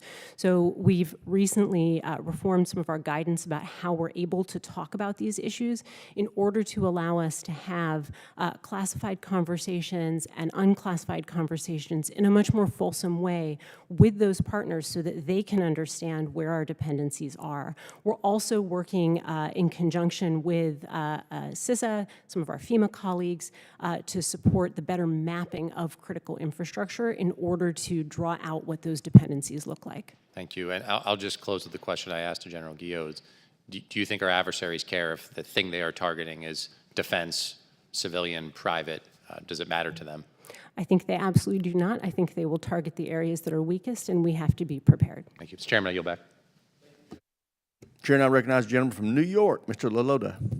Thank you, Chairman. I represent a district in New York, and I want to start by offering my condolences to the families of two New York National Guardsmen, Chief Warrant Officers Casey Frankowski and John Gracia, who were killed in the recent helicopter crash on our southern border. Their services and sacrifices to our great nation cannot be forgotten. Generals, Ms. Zimmerman, we have a problem at America's southern border and crises at many of America's cities and states. And I want to use my time to address the impact of your areas of operations, Southcom especially, General Richardson, have on our security at America's southern border and in states like New York. Just a few years ago, MS-13, with many roots in El Salvador, had a massive and destructive presence on Long Island, where I represent. The motto of MS-13, for folks at home who may not know, is kill, rape, and control. And while MS-13 was largely eradicated on Long Island several years ago, credit to a good partnership between the federal government and local law enforcement, I am concerned about the resurgence of MS-13 or a group like it. And I'm concerned because there's two policy choices going on that are exacerbating the flow of migrants across the southern border and to states like mine. Those policies are the administration paroling millions of non-citizens into the United States and New York City's migrant crisis, which is exacerbated by their sanctuary policies. In light of these concerns, I'm eager to explore how we can bolster our defenses and ensure that Long Island continues to contribute effectively to our national defense architecture. General Richardson, the administration states they're properly vetting all the migrants who come to the United States before paroling them in the United States. Yet critics contend that the proper vetting would entail much more. It would entail full cooperation from the migrant's home country, an awareness of that home country and what that individual's background is, cooperation between that host nation's law enforcement and intelligence services. General, in your capacity as Southcom commander, is it safe to say that you've become familiar with the El Salvador military? Yes, I am familiar with the El Salvador military. Are you familiar with the El Salvador government? No, Congressman. How about some of the local police departments? No, Congressman. Okay. Given your expertise with the military component, can you tell us how the intelligence apparatus in countries like El Salvador compares to the United States? It's definitely not as robust, Congressman. Scale of 1 to 10. If the United States is the 10 standard, where would you put nations in your AOR? In terms of the intelligence capacity, Yep. I would say they have the advantage of having home turf advantage, but I would say inside their country it would be a 10. And then as we encourage our partners to work together, cross their borders to share information, because all of them are experiencing some form of all of the threats that I've talked about. And so them working together better, not just within their own borders, binational operations that we see taking place between Colombia and Ecuador, the work that Colombia and Panama is doing cross-border on I'm going to cut you migration off. I apologize, as well. General. So inside the home country, you're saying they have a decent awareness. I appreciate that. You also said that you don't, and it's no fault of your own, your command doesn't necessarily have a relationship with the government there or law enforcement. I understand as well. What would you say with respect to the intelligence sharing from countries like El Salvador to the United States? Is that a mutual thing? Is it one way? Is it minimal? How would you characterize the intelligence sharing between us and El Salvador? I would say that the work that the ambassador has done on the ground, our U.S. ambassador to El Salvador, and the work that we have and the relationships that we have with El Salvador, we have a robust relationship, military to military. And so the sharing of information, I think, from El Salvador with the United States is good in that respect. But you don't, are you aware of any relationships either State Department or other U.S. officials have with some of those more national or local law enforcement entities? You'd have to speak to them, Congressman. Okay. Focusing on drug trafficking, narcotics, transnational organizations like MS-13, what sort of intelligence have you shared in this setting, I understand, with countries like El Salvador with respect to entities like MS-13 and drug trafficking? I have relied on the State Department and the U.S. ambassador in terms of the intelligence sharing that they would do with the country of El Salvador. Thank you. Appreciate your service. My time has expired. I yield back. Thank you, gentlemen. Chair now recognizes the gentleman from North Carolina, Mr. Jackson. Thank you, Mr. Chair. I'd like to share my sense of the situation with respect to fentanyl production in Mexico, and if I'm wrong, I'd like you to correct me. My understanding is that there are two cartels that are producing the vast majority of the fentanyl that comes into the United States, that we know where these cartels are, that the Mexican government, and more specifically the President of Mexico, has been very reluctant to acknowledge this problem, let alone respond to this problem, and specifically has been very reluctant to enter into any kind of military partnership with us, that we could be much more effective and helpful than we are being allowed to be by the Mexican government. Is any of that wrong? That's my understanding. Feel free to correct me. Congressman, I can't refute anything that you said. I would point out that as part of the 90-day assessment that I'm undergoing, I am looking very closely at the operational environment, specifically with Mexico and how we address that transnational criminal organizations. And at the conclusion of this, I will brief the Secretary on my findings, and then I'll be happy to share after that with this body. My sense is that part of one of the success stories that we have to tell with the interdiction of drugs and combating cartels is with Venezuela, because many years ago the Venezuelan government accepted our help, accepted our military assistance with respect to running offense on the cartels. General Richardson, am I right in my understanding of that we were able to be very helpful there? So the General Guillo has Mexico and his AOR in terms of with the cartels, and I would say with the transnational criminal organizations in my region and the insecurity and the instability that they continue to create, and their portfolio has diversified and they become more powerful. As I was saying before this, our countries working together to try and eliminate those threats and share the information on those threats that are in the South America, Central American region is extremely important. I think what I'm driving at is I think there are good examples of times in which other countries have entered into military partnership with us in order to run offense on cartels. And it feels like that would be an appropriate partnership right now with Mexico. And the President of Mexico is resisting this. for reasons that I'm sure none of us fully understand. And at the conclusion of your 90-day assessment, this is going to be a point of extreme interest for a lot of people. Because I have people who are dying every day in my state, every single day. And the sense is when we hear statements from the Mexican president like, this is not a problem, this does not exist as a problem, we know that's not true. And it colors all of our thinking about, well, what does the solution to the problem really look like?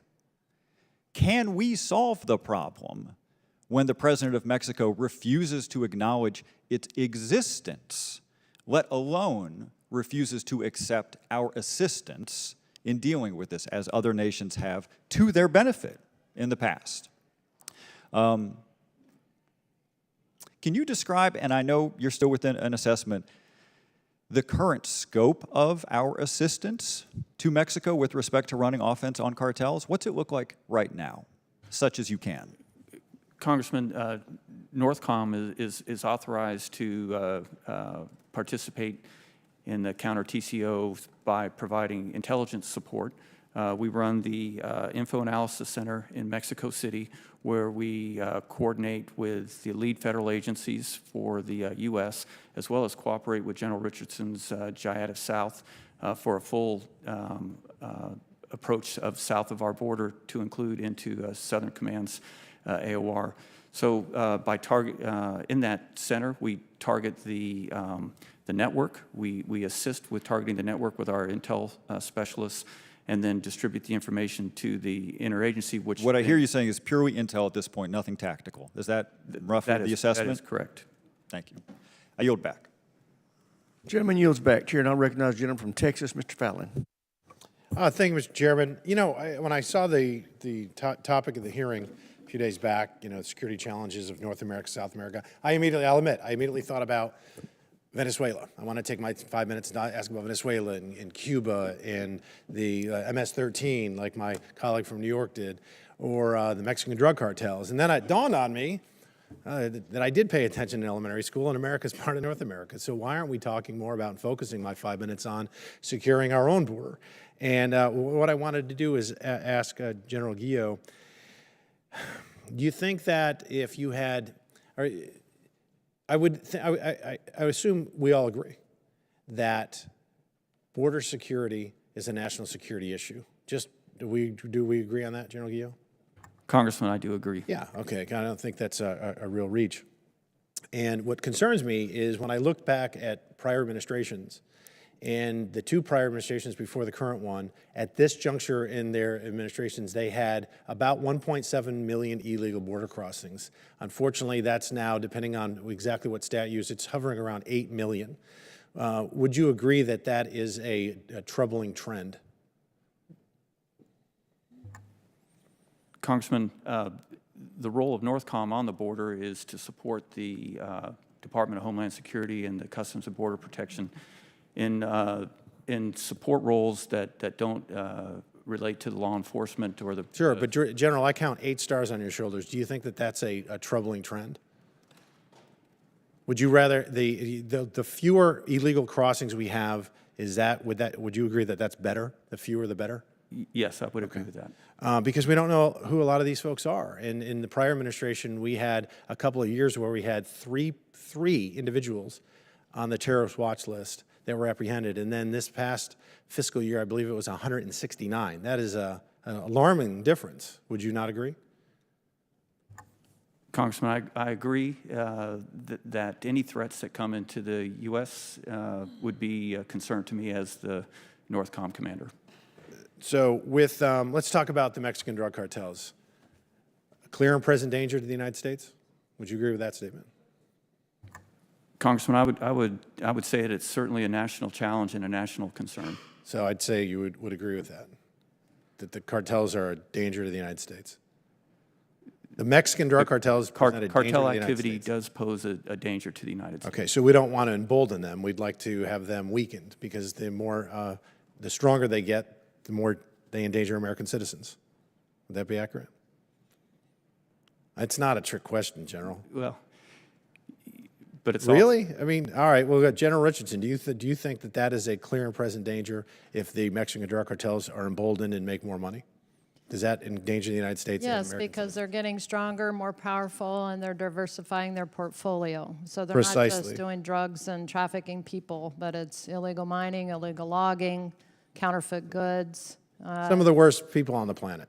It is, and they're getting stronger. So we really have to band together with all of our countries, all the countries and all of the, across the globe to counter this, because they're taking advantage of countries that haven't experienced this kind of activity before and this kind of crime, and they're behind the 8 ball trying to counter this before trying to get ahead of it once it occurs. And I apologize for interrupting a little bit. I just have limited time, and as a 03, I don't usually interrupt 010s. But so Mexican drug cartels present a clear and present danger, and they are charging, depending on who you talk to, between $4,000 and $7,000 per illegal migrant coming into the country.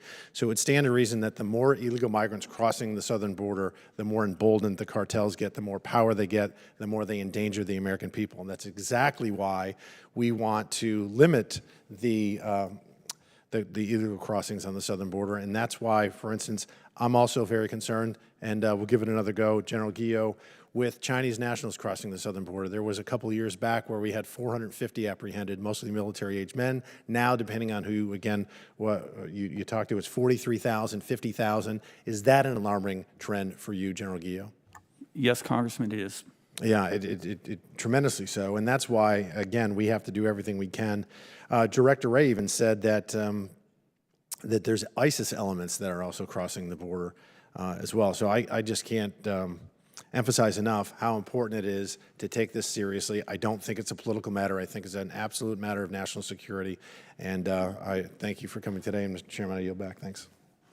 Gentleman yields back. Chair, and I recognize the gentlelady from California, Ms. Jacobs. Thank you, Mr. Chairman. You know, as one of the few members on this committee who actually represent a border community, I feel like I just need to make sure we are setting the record straight on these issues. First of all, San Diego, the community I represent, is one of the safest cities in America, not despite being on the border, but I'd argue because of it. And I think my colleague from El Paso would likely say the same thing. And despite the fear-mongering on display here today, on my regular trips to the border, I think it's clear that the best way to actually weaken the drug cartels is to make sure that we have more legal pathways for people to come here, and to make sure we can let our Border Patrol agents actually focus on national security by, for instance, funding the Child Wellbeing Program so that we're not having Border Patrol acting like social workers. And I would just, you know, all of the people they're saying on the terrorist watch list that we've seen come through, we know that because we have caught them, which means the system is actually working. So in any case, just wanted to put that at the top. General Richardson, I'd like to ask you actually about the Southcom Human Rights Office. You know, it was established in the late 90s, and I think it's been a clear success in how we integrate human rights directly into daily operations.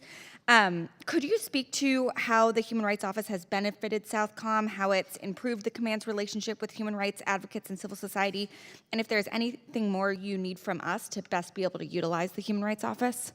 So thank you for that, Congresswoman. The Human Rights Office in Southcom that we've had for over 20 years has been a huge enabler. And the ability to, you know, everything that we do, it's baked in. It's a core foundational principle. And human rights, the rule of law, and the professionalization of the militaries as we work with our military partners in the region, that is at the top of the list. And then just infusing that in terms of all of the programs. And then it dovetails nicely into women, peace, and security, the integration of women into the forces, the militaries, and the public security forces. Our Enlisted Leader Development Program, which is a rock star program. That's what makes our U.S. military so strong, is our enlisted force.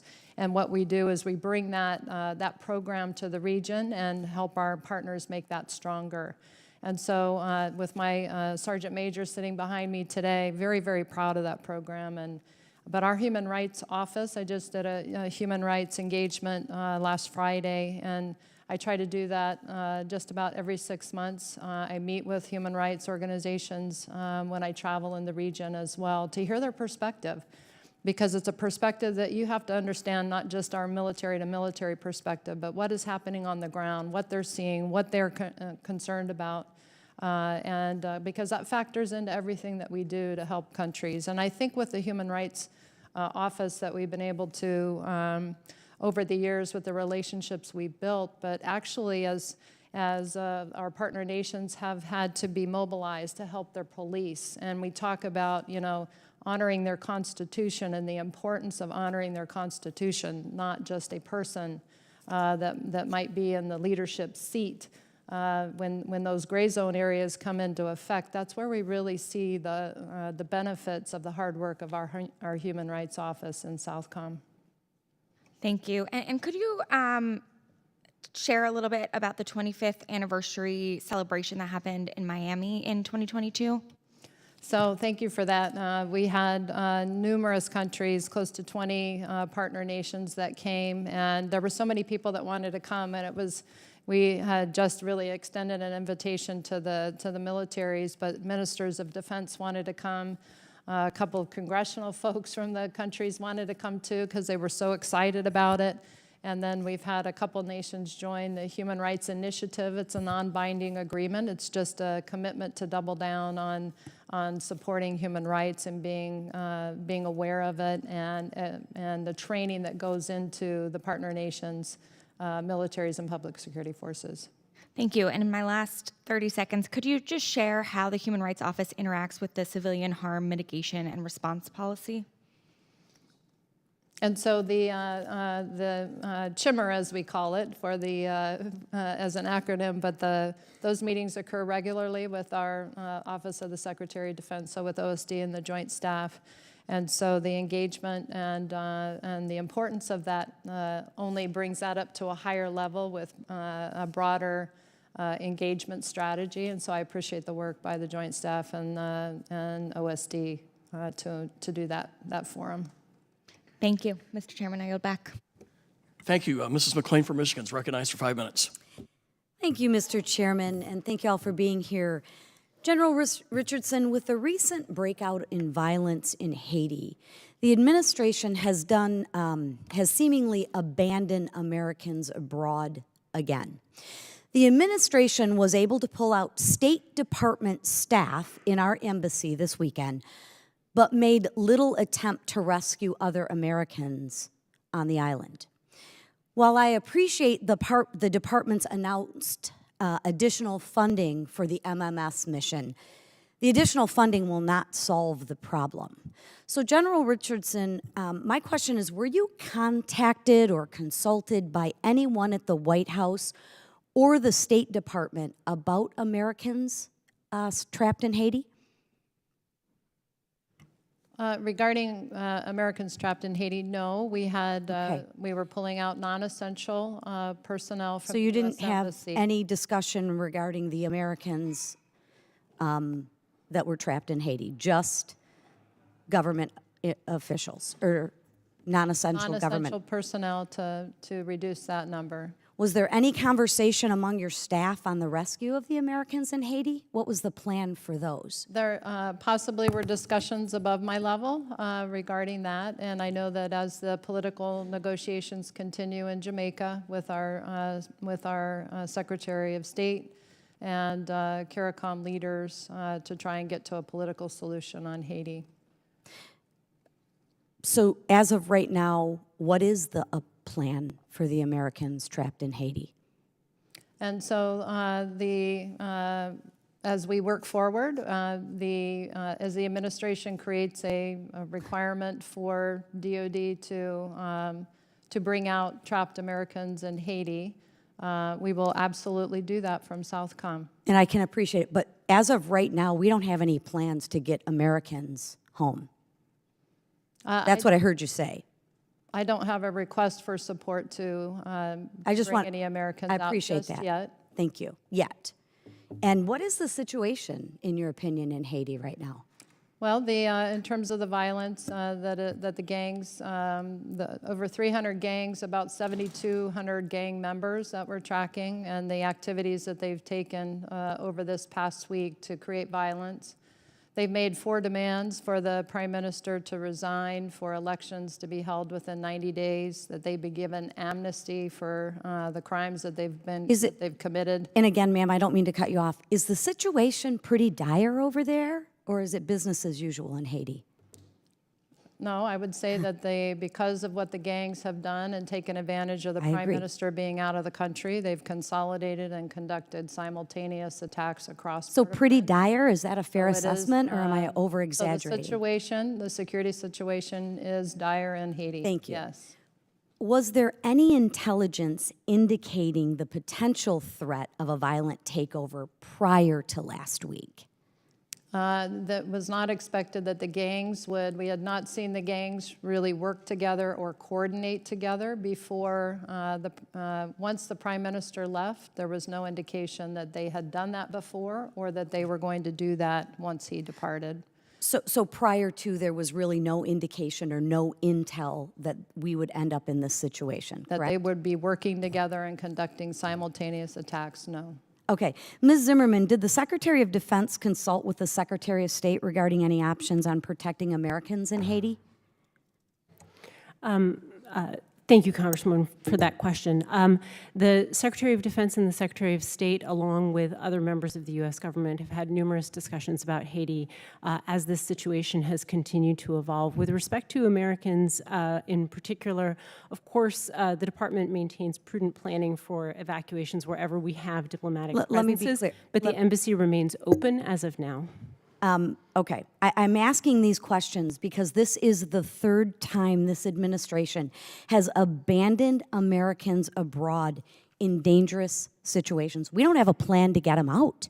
You just said that. Last night, I coordinated with Congressman Corey Mills to rescue several Americans trapped in Port-au-Prince.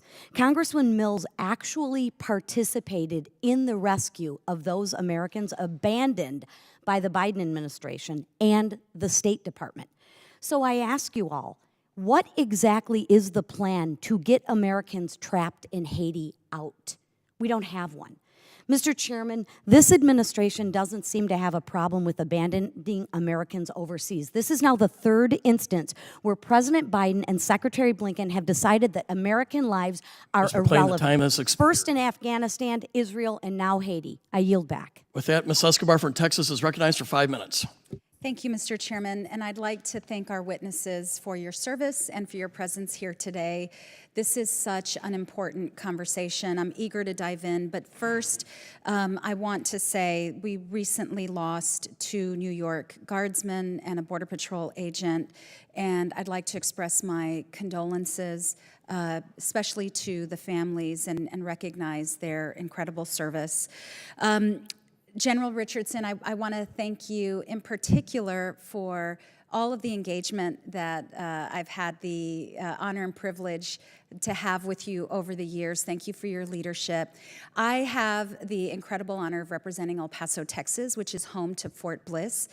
And over the course of that time, I will share one of the frustrations for me has been that Congress has not focused on the Western Hemisphere to the extent that I believe we need to. And when we are encountering challenges at our nation's front door, that's an example of us acting too slowly and not quickly enough. And as I listened to one of my colleagues on the other side of the dais talk about the border, which again, I agree with my colleague, Ms. Jacobs, presents challenges, but border communities like El Paso are among the safest in the nation for a reason. But as we think about challenges that we face at the border, we've got to think about investments beyond the border and strategies beyond the border if we want to be successful. And that's what I'd like to focus on actually with my first question. beginning with you, General Richardson.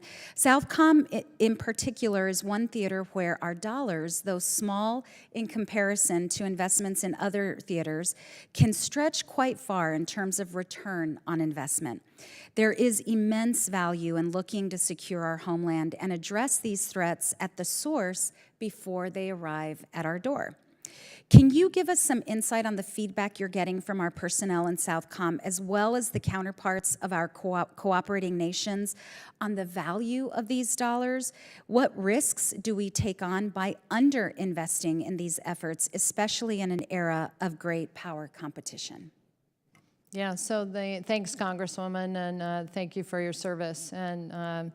And so certainly the investment that we make with our partner nations in security cooperation, and I mentioned the work that Colombia and Panama do together. So as migrants flow out of Venezuela looking for a better life and being able to get food and health care and be safe, the operations that the military is doing to go after the criminal gangs in Colombia, and then the border forces, Center Front and Sanan in Panama, as they work to do the same thing to go after the criminal groups that are conducting all the crimes, the drug trafficking, the human trafficking, illegal mining, logging, all of it, counterfeit goods. And as they've done these operations against these criminal groups and transnational criminal organizations, they've actually been able to find all these other things, all these counterfeit goods, the drugs, the human trafficking. And so they've actually doubled down operations and continue those operations, which they started last April in 2023, and they've continued those to get after helping in their respect to try and reduce migration and the criminals that are doing the human trafficking.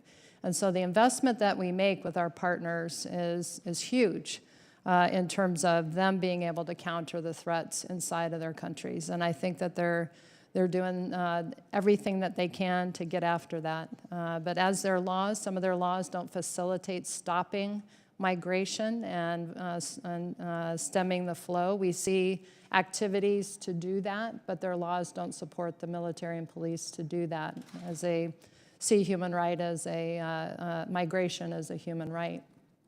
Thank you, General Richardson. And in my closing few seconds, I would just say I am equally alarmed by the growing sophistication and power of the cartels. They are a global threat. But one of the ways to address the cartels and undercut them and take vulnerable humans out of the hands of them as human traffickers would be for Congress to open up legal pathways instead of what I consider a dereliction of our responsibility to reform outdated immigration laws for decades. Thank you all again for your service. Mr. Chairman, I yield back. Thank you. Mr. Waltz from Florida is recognized for 5 minutes. Thank you, Mr. Chairman. 2 weeks ago, the FBI's Miami field office issued a public alert seeking information on Majid Farhani, a member of Iran's Ministry of Intelligence and Security who's been recruiting individuals, quote, for operations in the U.S. to include lethal targeting of current and former government officials. Those are the Trump administration cabinet officials that to this day have to have security because of the threat from Iranian operatives on American soil, and they're seeking to avenge the 2020 death of Qasem Soleimani.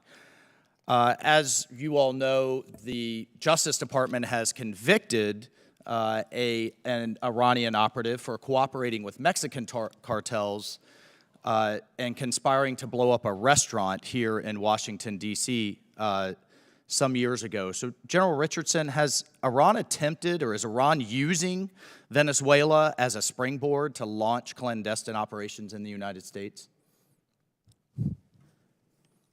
I'd be able to talk to you about that better in a closed session, but in terms of the... Well, it's publicly reported, General, that the Maduro regime is cooperating with Iran, is providing documentation to help them get into the United States. We are concerned this is for the American people to understand. With the we have a increase, public notice. Yes, of their cooperation and activities with China, Russia, and Iran.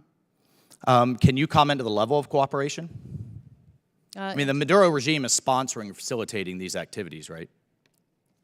yes, they are sponsoring activities and allowing visits to occur and the cooperation that they do with these countries. And So let the record show the Maduro regime, where we have now are easing sanctions, this administration is easing sanctions under the Barbados Agreement, is facilitating assassins to come into the United States to assassinate senior American officials. General Richardson also changing topics to the narcotics that are flowing into this country. JIDF South currently employs a special, a ship special mission, which is essentially a refueling, resupply ship to allow our partners to extend their range. We have one, which is, I think, incredibly valuable, but Ms. Zimmerman, I'm surprised that we've received a report back from the Pentagon that adding another ship so that we can interdict on the Pacific and the Caribbean,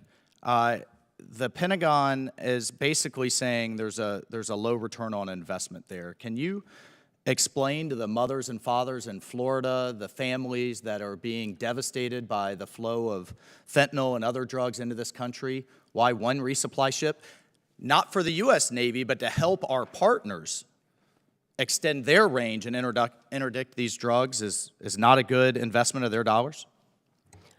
Congressman, I'd like to take that back and get you a more detailed answer. You don't have an answer? I mean, you have a report saying that it wasn't a good investment.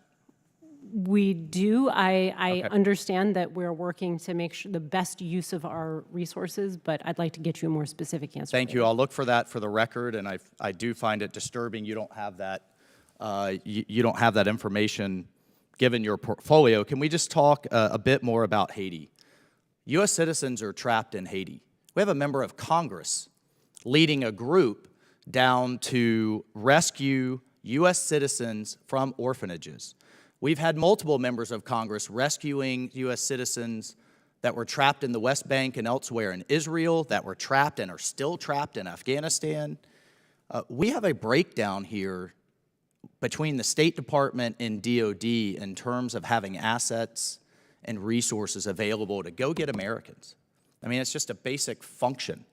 And at this point, I was informed last night that the State Department revoked the clearance for these individuals to land in the Dominican Republic. So can you just talk to me more broadly about not a NEO for just the embassy personnel get taken care of. I'm worried about Americans that are trapped in this deteriorating situation. General Richardson, Ms. Zimmerman, can you just talk about what we have positioned? Because if we have a mass, not only to get Americans, but is Guantanamo ready to take on what could be a mass refugee flow onto Florida shores?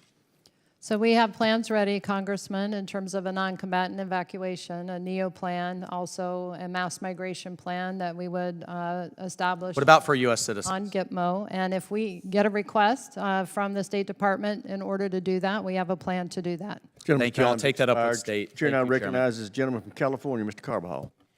Thank you, Mr. Chairman and Ranking Member, and thank you to all the witnesses for being here today.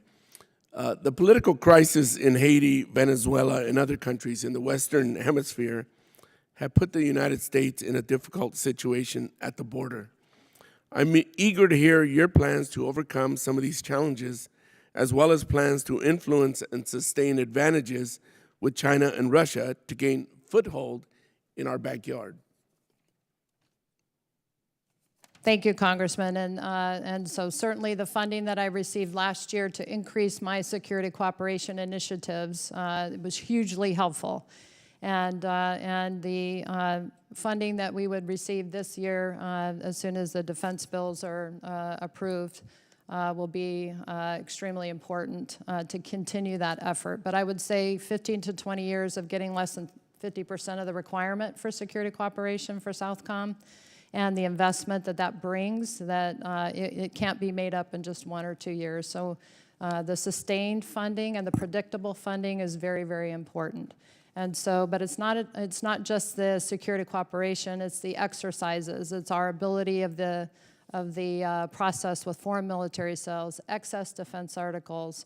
As our nations are dealing with very old equipment, outdated ground-based radar systems so they can see threats and things like that, We've got to continue to work hard, and the Secretary of Defense has led a program to speed that up with the foreign military sales and things like that to deliver capability much, much quicker. And I appreciate the interagency's work on that. And then the work we've done with the whole of government and the interagency to bring together all those instruments of national power that I talked about in my opening statement, not just on the military side of the house, it's working together, the diplomats, the information environment, the military, and the economics. Because we are doing a lot of things, we just got to integrate and synchronize a little bit better from Team USA in support of Team Democracy. Thank you, General. General Richardson, as the ranking member of the Coast Guard and Maritime Transportation Subcommittee, I am focused on JIATF South, detection and monitoring operations in your AOR. What support do you need to accomplish your objectives for better drug interdiction? So the work that JIATF South has done with the interagency, we have just a huge synergy with JIATF South and the law enforcement community and the interagency. And so to continue to build that, and every year our partner nations' abilities to utilize that detection and monitoring, both our law enforcement, but partner nations too. Because we want that in terms of them being able to increase the interdictions as a result of that information. And that continues to go up every year. It's 76% by our partner nations. And so we see that they're very effective. The ship special mission was brought up before that. A second SSM would be hugely helpful and would definitely raise the bar for JIATF South and the ability to work with partner nations. And so the funding and the resourcing that's provided for JIATF South and that ability for them to only continuous enable those interdictions and disruptions is very helpful. Thank you. General Gil, congratulations on your new command. As China continues its goal to project power outside of its borders, what new developments have resulted from China's risky and aggressive intercepts of U.S. aircraft operating internationally that concern in regard to your primary mission to defend the homeland? Congressman, fortunately, we haven't seen Chinese aircraft operate near our defense, air defense identification zones yet, but I think that that's coming as early as this year. That shows an overall concern I have about the growing capability of China, not only with the aircraft, as you just mentioned, but also with ships and even submarines being able to range further from China and closer to our shores. Thank you. General Richardson, with the 25 seconds I have left, hundreds of thousands of Venezuelan migrants have made their way north due to years-long economic and humanitarian crisis. Can you speak about how Southern Command is collaborating with the State Department to alleviate this crisis? So the work that we do, very strong relationship with Department of State, with all the ambassadors in the region, and then the work that we've done to work with our partners. Gentleman's time's expired, Chair, and I recognize the gentleman from Florida, Mr. Gates. So what's the difference between Haiti and a failed state?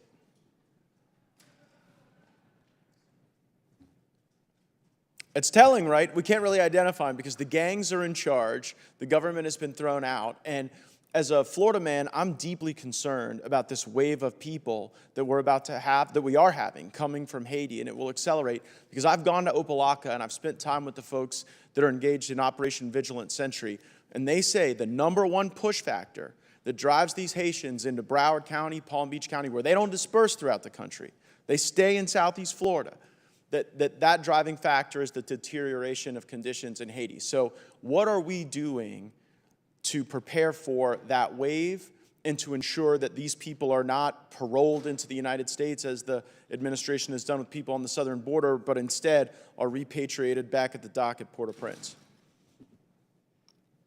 Go ahead. Congressman, we're doing a number of things to ensure that we're keeping track of the situation and we're prepared. At the moment, we have not yet seen large numbers, what we would characterize as a maritime mass migration, but we are alert to anticipate a that. mass migration, though. We are alert to that possibility. I think you're right that the driving conditions in Haiti could very well press more people. So we've recently approved some additional assistance that we can provide to the Coast Guard.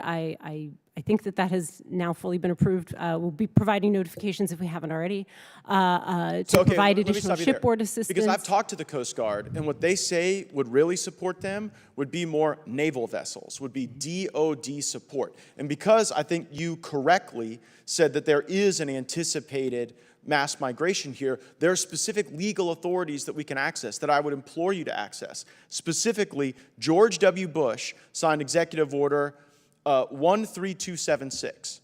And in that executive order, there is the ability for any president to designate an anticipated mass migration and then get gray hull naval vessels into the Straits of Florida to deter that migration and then to repatriate those people before they get to Florida. So, General Richardson, is it your best military advice, based on what we just heard from Ms. Zimmerman, that we activate the authorities anticipating a mass migration? So I think that we need to be postured appropriately for that, exactly what you're talking about. And I have put in a request for increased capability to do exactly that. And we are ready if we need to deal with a mass migration. We did a full walkthrough of our contingency plan on Gitmo last summer with all of the interagency and all of my components.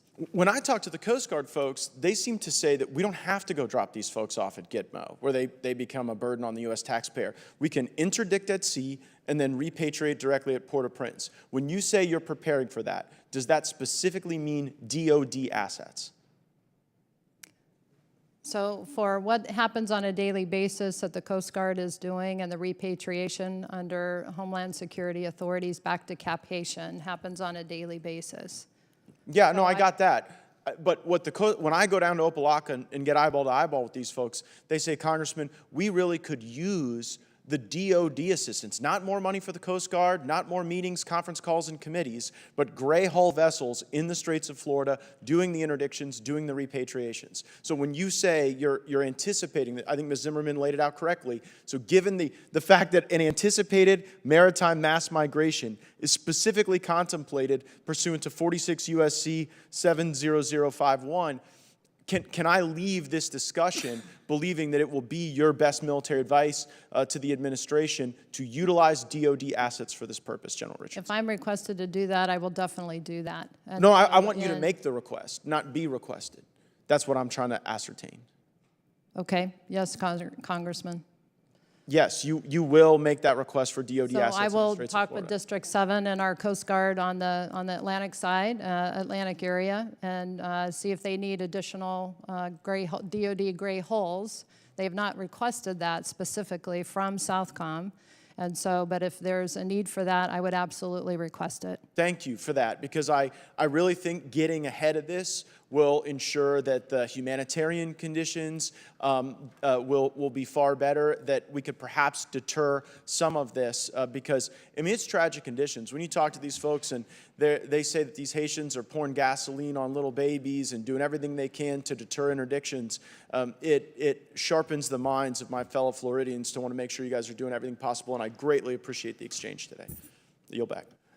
Gentleman yields back. Chair, and I recognize the gentleman from Connecticut, Mr. Courtney. Thank you, Chairman Rogers, and thank you to all the witnesses for your testimony today. General Guillo, again, it was a pleasure to meet you, and congratulations again on your new assignment. In your testimony, you spoke about the ability to detect, classify, and track potential threats to the homeland from the seafloor to space in the cyber domain is a critical need for U.S. Northcom and NORAD, and that investments in capabilities such as the Integrated Undersea Surveillance System, the IUSS, will significantly enhance domain awareness to limit competitors' ability to approach North America undetected. Can you speak a little more? Again, I know in your written testimony you mentioned the fact that now Russia is about to deploy another Severodvinsk, which again would be On the West Coast, they already, in 2014, they deployed their first severed events, which again has been a real challenge for anti-submarine warfare and our allies working together to keep an eye on that. And the IUSS is, again, another capability. Again, could you talk again about, the homeland's facing something that we really haven't seen since the Cold War in terms of the undersea, and would appreciate your thoughts. Congressman, you're exactly right. The ability to detect with undersea sensors is more important today than ever before because of the advances in the SEV, as you mentioned, now a threat to both coasts, and the quiet nature with which those submarines can operate mean that they could very easily get much closer to the U.S. and then deploy their large arsenal of cruise missiles to a point where, if that were allowed to happen, the first detection we would likely get could be the explosions of the cruise missiles. So keeping our undersea advantage is imperative, and I think the first step in that is to increase our undersea sensor capability to allow us to detect these threats further away from the U.S. shores than we can today. Well, thank you. And as we discussed, I mean, the present situation, at least on the Atlantic, is a team sport with our allies in the air, on the surface, and under the surface in terms of trying to track that threat. I remember Admiral Roughhead, who was the former CNO, one time saying that the best anti-submarine warfare is another submarine. I mean, that obviously also has to be kind of viewed as a priority if again, we're going to have an effective system of defense. Is that correct? Sir, it is absolutely correct. And we get great partnership, especially in the Atlantic. We have a one Atlantic tactic, technique, and procedure where Northcom, EUCOM, and Southern Command with General Richardson all share information, and we don't use the strict line that you see on the UCP map as a way to limit our capability. We allow forces to flow freely across all those lines wherever it makes sense for that other, for the overall situation, even if it goes between combatant commands, to ensure that we can detect, and then once we get those undersea submarines, track and follow them to ensure that they don't become a threat to the United States. And with the severed events now on the West Coast, again, that's just another mission that, again, we don't quite have the same team lineup in that part of the world. So it's if anything, it's more demand to the Navy. Yes, Congressman, you're right. And the fact that the Pacific is so much larger, and we're now facing two threats there with a Russian Pacific threat, and then also the Chinese makes the Pacific threat a particular concern of mine and Northcom's. Well, thank you. Again, your timing in terms of this discussion is very apt, since we got a budget yesterday which talks about cutting a Virginia-class submarine from the Navy shipbuilding plan. And obviously, not just in Northcom, but in, frankly, every command, that's going to just, again, make a high-demand platform even more stressed. So, this is going to be very helpful for us as we move towards markup later this session. With that, I yield back. Thank the gentleman. Before I recognize Mr. Bacon, I want to announce we're going to be going up to the classified portion of this hearing in about 15 minutes. Mr. Bacon, you're recognized. Thank you, Mr. Chairman. I welcome all three of you here. Thank you. And I've enjoyed working with General Richardson in recent years, so I appreciate seeing you. And General Guillot and I were fellow commanders of the Fighting 55th Wing, the largest wing in Air Combat Command, third largest in the Air Force. I think for 2 decades, the most busy ops tempo that the Air Force had. So congrats on your new position. My first question is for General Guillot. How does hypersonic weapons affect your warning times? Because I think it's important for the Americans to hear, with China having nuclear-armed hypersonics, Russian building them, what does it do for our warning times? Thank you, Congressman. Good to see you, and thanks for recognizing the Fighting 55th's contributions worldwide. Hypersonics are probably the most destabilizing weapon that we face now, and one of the prime reasons is what you mentioned, the shortened detection time, and the fact that they don't follow a traditional ballistic track means they're very unpredictable, and the area of uncertainty is huge based on their speed and their maneuverability. That's what makes them such a challenge to not only detect, but to track and eventually defeat.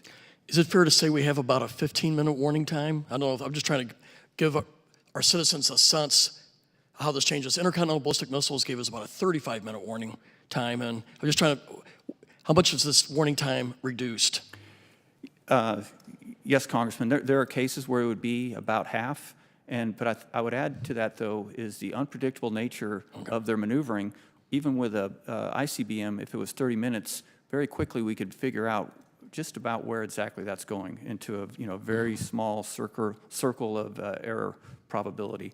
However, with the hypersonic, not only is it faster, giving us less time to detect, it can fly lower, which gives our sensors problems, and then that maneuverability means a typical threat warning could be something as vague as Western United States as opposed to a particular city. And Mr. Chairman, this is why I think it's so important that we address this with Stratcom and the Pentagon and our national command authorities. I don't think we're positioned right with our nuclear command survivability and ensuring that we always have a survivable element, not at a base. I think we're making ourselves vulnerable. And it's one of the things I'm trying to push our DoD. I know this is not in Northcom's purview, but I think we in the HASC here, working with senior military leaders, are going to have to come up with a plan that ensures we always have a survivable command element, that we can't be caught flat-footed. Because I worry about our current posture, and I think it leaves us vulnerable. And I want the Russians, Chinese to know, no matter what they do, we can always respond. So I appreciate your aspect of this is very important to this discussion, so thank you.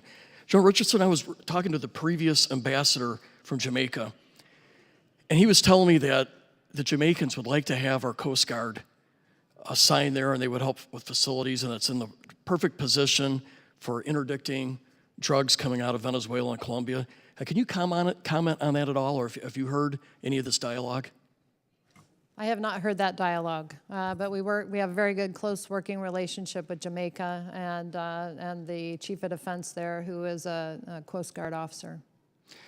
Well, I'm hearing, this is indirect, not direct from him, but via the ambassador, that this is an opportunity, and this is from the Jamaicans' perspective, that they'd like to work with us, and that location would be important, for the drug routes coming out of Colombia and Venezuela. So I hope you take a look at it.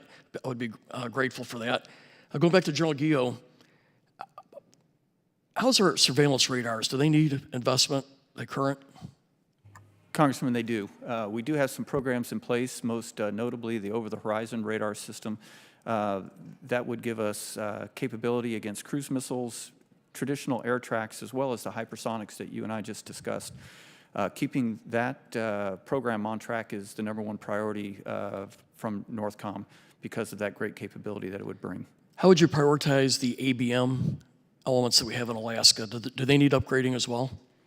Yes, all of the systems that we have that give us the domain awareness that we need are at the top priorities of mine. There would be one of these over-the-horizon systems there, the LRDR, the long-range discriminating radar, is key for us to defeat missiles from North Korea. Thank you very much. I appreciate all three of you. I yield back. Chair now recognizes the gentleman from Nevada, Mr. Horsford. Thank you, Chairman Rogers, and to the ranking member for holding this important hearing. General Richardson, it is good to see you again. Last year, I was in Trinidad and Tobago attending the CARICOM Heads of Government Conference.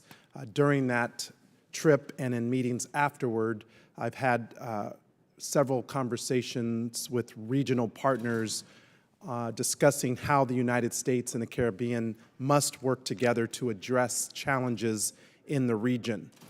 Today's resignation of Prime Minister Henry of Haiti as a result of increased gang violence really further highlights the fact that regional security, economic growth, and addressing the climate crisis, as well as energy resiliency, are all imperative to the success of the region. So, General, how do you believe that the United States would work with Caribbean nations to address these shared issues and to create long-lasting partnerships in order to show an alternative to China's influence in the region? Yes, so thank you, Congressman, and the work that we do with the Caribbean is extremely important because of obviously how close the Caribbean is to our homeland, and so the security cooperation, the exercises, the regional conference that I do to bring leaders together, but not just talk about things, actually have deliverables on getting after those challenges that we identified during the conferences. Is what we have really put emphasis on. And so with cyber, with critical infrastructure, and the activities that we do in the exercise program. Well, I'm glad to see that the department is taking these challenges seriously. I look forward to continuing to work with the department and this committee to address the threats facing our national security and the immediate risk that faces us with the situation in Haiti. Assistant Secretary Zimmerman, I agree with you that the challenge of natural and man-made hazards do not wait for us to resolve other ongoing national security crises. We must act now. How is the Department of Defense taking into account climate resiliency in its everyday decision-making process? Congressman, thank you so much. Climate resilience has become an important part of how we do business, not just in terms of looking directly at climate change as an issue, but really in terms of how we integrate across the range of activities that the department does in order to ensure that we have the operational advantage wherever we need it. So an example would be in the Pacific, the Ronald Reagan Missile Defense Test Range sits on a site that I think is only 6 feet above sea level. And with the challenge of sea level rise, we have to make sure that we're taking the steps to enforce that infrastructure so that we can continue to do what we need to do from a security perspective. Likewise, I think another example I would give would be in the Arctic, where climate change happening at a rate 3 times that we see in certain other places has opened up new approaches and has made it really an arena for strategic competition. So we see the militarization of the Arctic by Russia, China considering itself as a near-Arctic nation, and that creates a lot of dilemmas that I think we have to ensure that we're on top of. And then the last I will say is that when we see extreme weather here in the homeland, that is something that we need to respond to in support of our civil authorities when they ask for it and when we can do so without affecting readiness. But that increasing challenge, the number of incidents that we are now responding to, I think also creates the possibility that we'll be stretched more thinly. I would add, obviously, the Western Hemisphere, the devastating storms, droughts, and flooding, which have inflamed conflicts and contributed to instability and mass migration. So how can the department then, Assistant Secretary Zimmerman, better partner with these vulnerable countries so that existing risks are not exacerbated by these extreme weather events?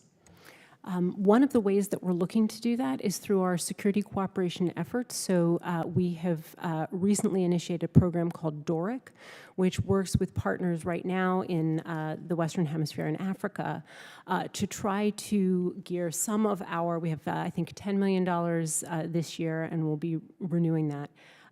Which works with our partners to build partner capacity in areas that affect climate change or affected by climate change. Great. Gentleman's time's expired. Chair, and I recognize the gentleman from Florida, Mr. Jimenez. Thank you, Mr. Chairman. We could put the entire U.S. fleet and the entire assets of the Coast Guard in the Florida Straits, and it wouldn't matter if we had the wrong policy. So, Ms. Zimmerman, do you know what the Biden administration policy is towards if we faced a mass migration from Haiti? What is the Biden administration policy? I think our policy remains as it has been, that we will endeavor to conduct repatriation as soon as practicable, as General Richardson outlined. If the president does declare a Caribbean mass migration, we have additional tools that the department will be able to leverage in terms of directly responding ourselves. So you expect if anybody interdicted on the way to the United States will be will be returned back to Haiti, to their country of origin? That is pursuant to laws and policy.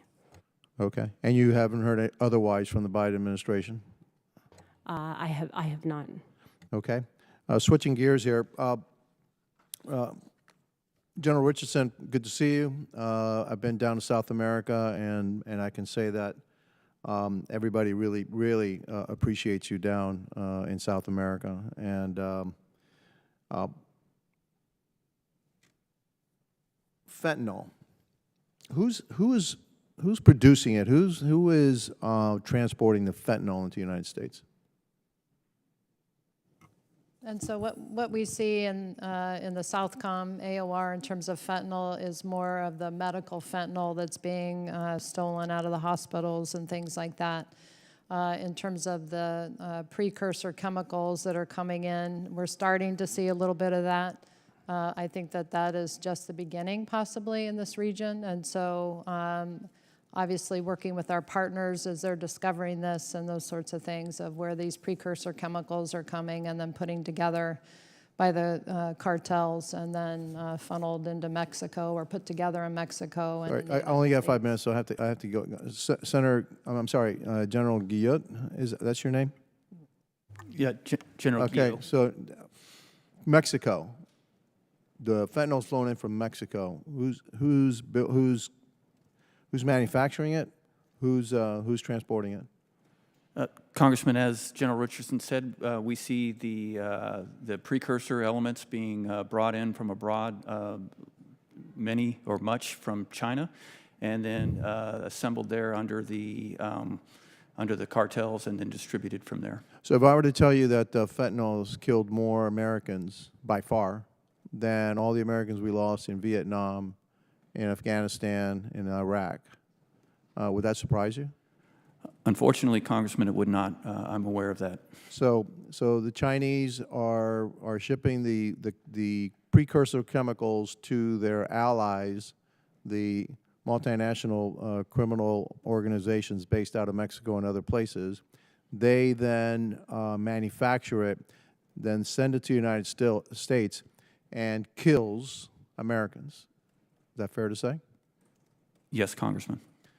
And since back in 2001, a group of 19 terrorists came and killed 3,000 Americans, and then we waged war like 7,000 miles away for 20 years.